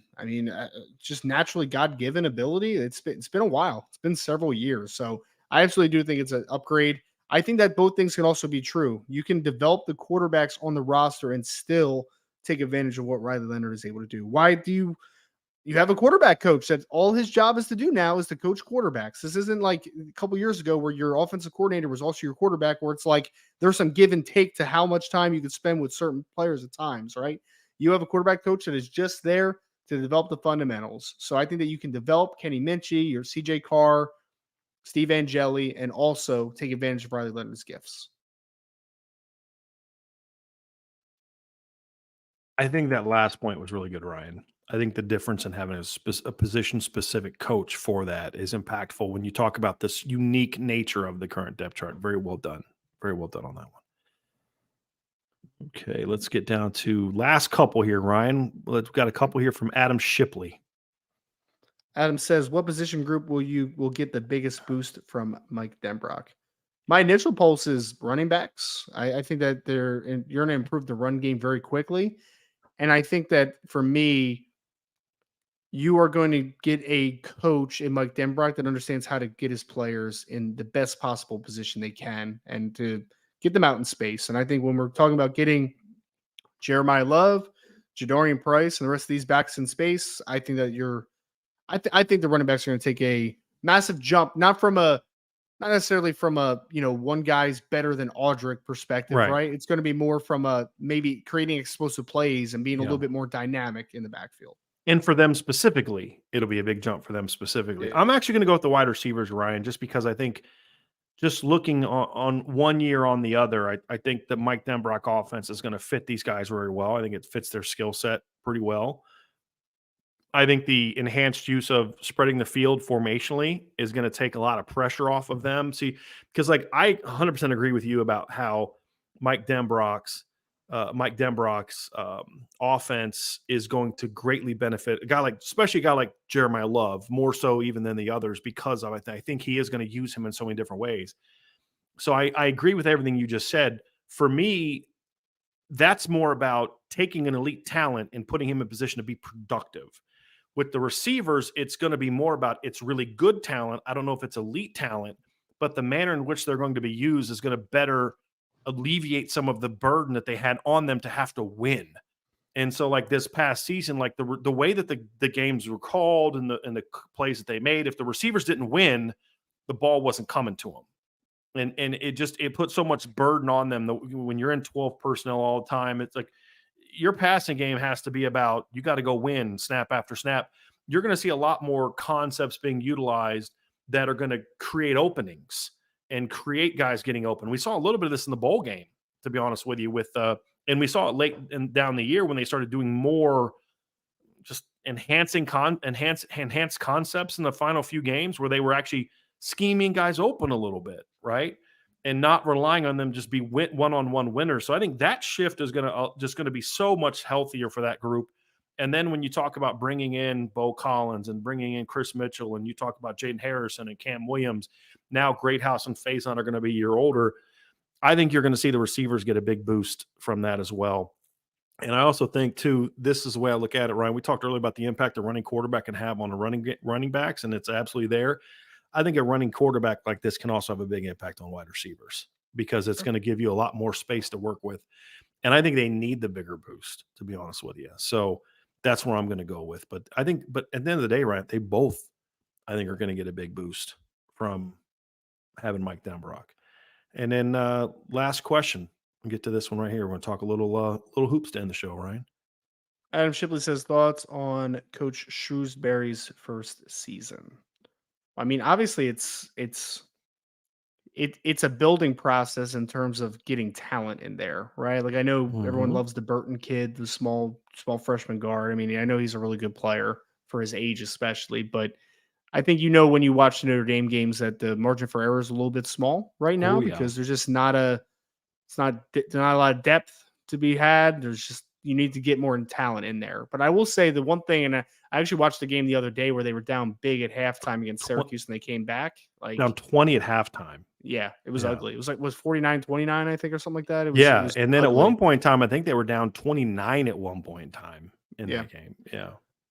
They're playing hard, man. They play hard. And I love how Coach Shrewsbury seems like a teacher. Like you can see him on the sideline, like just like he's got fire to him, obviously. Like I saw him several times in that game where like he's yelling and he's, hollering and he's coaching, but then you kind of see him like during some of the breaks where he's just kind of like teaching off to the side and doing all that type of stuff. So I think the players are bought in. It seems like it's just about now getting more talent in the building. And they're super young. I mean, the talent's got to be better. I mean, they had to completely rehaul the roster. I mean, just completely rehaul the roster. And I think you said it right. They fight. They play hard. They give everything they got. They're going to get older. They're going to get stronger. They're going to get reinforcements next year. Sir Muhammad comes in next year, and you've got the Cole Serta kid who comes in next year. I think because like right now you really only have like one like legit sharpshooter in Braden Shrewsbury. Next year, Cole Serta will be better. Logan Imes, for most teams, does not have to play as a freshman, but I think Logan Imes eventually is going to be a pretty good player for Notre Dame, like a Steve Asturia type of guy for Notre Dame down the road. But you shouldn't need him to play a bunch as a freshman. So there's a lot of guys that are going through the season now and dealing with their struggles. The Booth kid down low, where it's like take your shots now on Notre Dame, because after a couple more recruiting classes like Micah Shrewsbury's doing so far, and then this class becomes juniors and seniors, this is going to be a really good basketball team because they're going to learn from the things right now that they're having about. Yes, Logan Imes should not be playing a lot right now in a perfect world, but he is, and it's going to benefit him sophomore, junior. Same with Braden Shrewsbury. I mean, Braden Shrewsbury in a perfect world is a 12 minutes off the bench guy that comes in and sharpshoots for a little bit and isn't being asked to carry a team. He's being asked to do a lot more this year. It's why their team isn't very good. But when he's sophomore, junior, senior, these type of rough times are going to benefit them. So I love the way this team defends. I think you said something I like a lot, Ryan. Like he knows when to get on them and he knows when to love on them. That's something he's really shown me. Like earlier in the year when they lost to, was it the Citadel? I haven't heard a Notre Dame coach rip his team like that ever. I mean, somebody started talking about his son's a really good three-point shooter. He's like, no, he's not. He starts going through it like shooting 20-something%. Like they needed that because their pride, they didn't compete. And that was his biggest problem. It's like, we didn't compete. They have been such a different team coming out of that. Because they're still not a very good team, but they are a much more competitive team now, where even when they lose by double digits, you're like, they're just clearly outclassed and they're too young and or whatever. But man, that team battles. Yep. And that's what makes it fun to watch. But the other thing too is you got to remember, guys, this is a team that played no defense for years. I mean, these guys are having to learn to defend in a culture, a program that had no culture of playing that type of basketball for a long time. So I'm happy with how the season has gone. I don't like the record. It's not surprising though. I mean, I don't think anyone came into this year with any illusion that this was going to be an NCAA tournament basketball team. We knew this was going to happen. I just like the fact that they're a better team in February than they were in January, and they were better in January than they were in December. And he's got it going in the right direction, and he's getting program guys early on too, Ryan. That's important to lay that foundation with good program guys. And then next year you up the talent a little bit more. Booth will be a sophomore. You get Sir Muhammad, who can kind of be that physical wing that you don't really have. Like, you don't have anybody like Sir Muhammad on your team right now. That 6'6" kind of physical guy that can play outside, can go down low, can run and do all that. You don't have a guy like that right now. No. You're going to have more of that in the future. It's exciting to think about. I thought Burton was going to knock down that three that he stepped into, and they were down, it was like 88, 85 or whatever it was. So yeah. I thought he nailed that. It was a pretty healthy shot. Yeah, I liked him. I mean, obviously I had a chance to see him a lot in high school watching TV and highlight clips, but he's been way better than even I thought he was going to be. Like, he's a really good player, man. Yeah, he's really small, man, but he's tough. He's a tough kid. Two best players on the two best basketball players on the campus at Notre Dame right now, Ryan, are both true freshmen. So think about Hannah Hidalgo for the women's team, and then Marcus Burton for the men's team. So it's gonna be fun to watch all that. Well, Mr. Roberts, that is going to do it for today's mailbag, buddy. Why don't you go and take us out of here? Well, folks, appreciate you all for dropping in, man. Before you go, if you could just hit that like button for us, make sure you subscribe to the podcast. Notification bell if you're listening to us on YouTube Live. If you are listening to us on your favorite podcast platform, please also 5-star reviews are very much appreciated. Make sure you're subscribed over there. Make sure also boards.irishbreakdown.com to know all the latest recruiting and team intel. There's going to be a lot of news continuing. We're going to get into spring practice very soon here. We're going to have unofficial and official visitors coming this offseason to Notre Dame in the 2025 class. You're going to have 2026 visitors. Probably even start talking about 2027 kids at some point. Who knows? We're gonna get it rocking and rolling. Set you guys up for another great year of Notre Dame football. So I want to thank you all again so much. That's Brian Driscoll. I'm Ryan Roberts. Thank you all so much again for joining us today on the Irish Breakdown Podcast.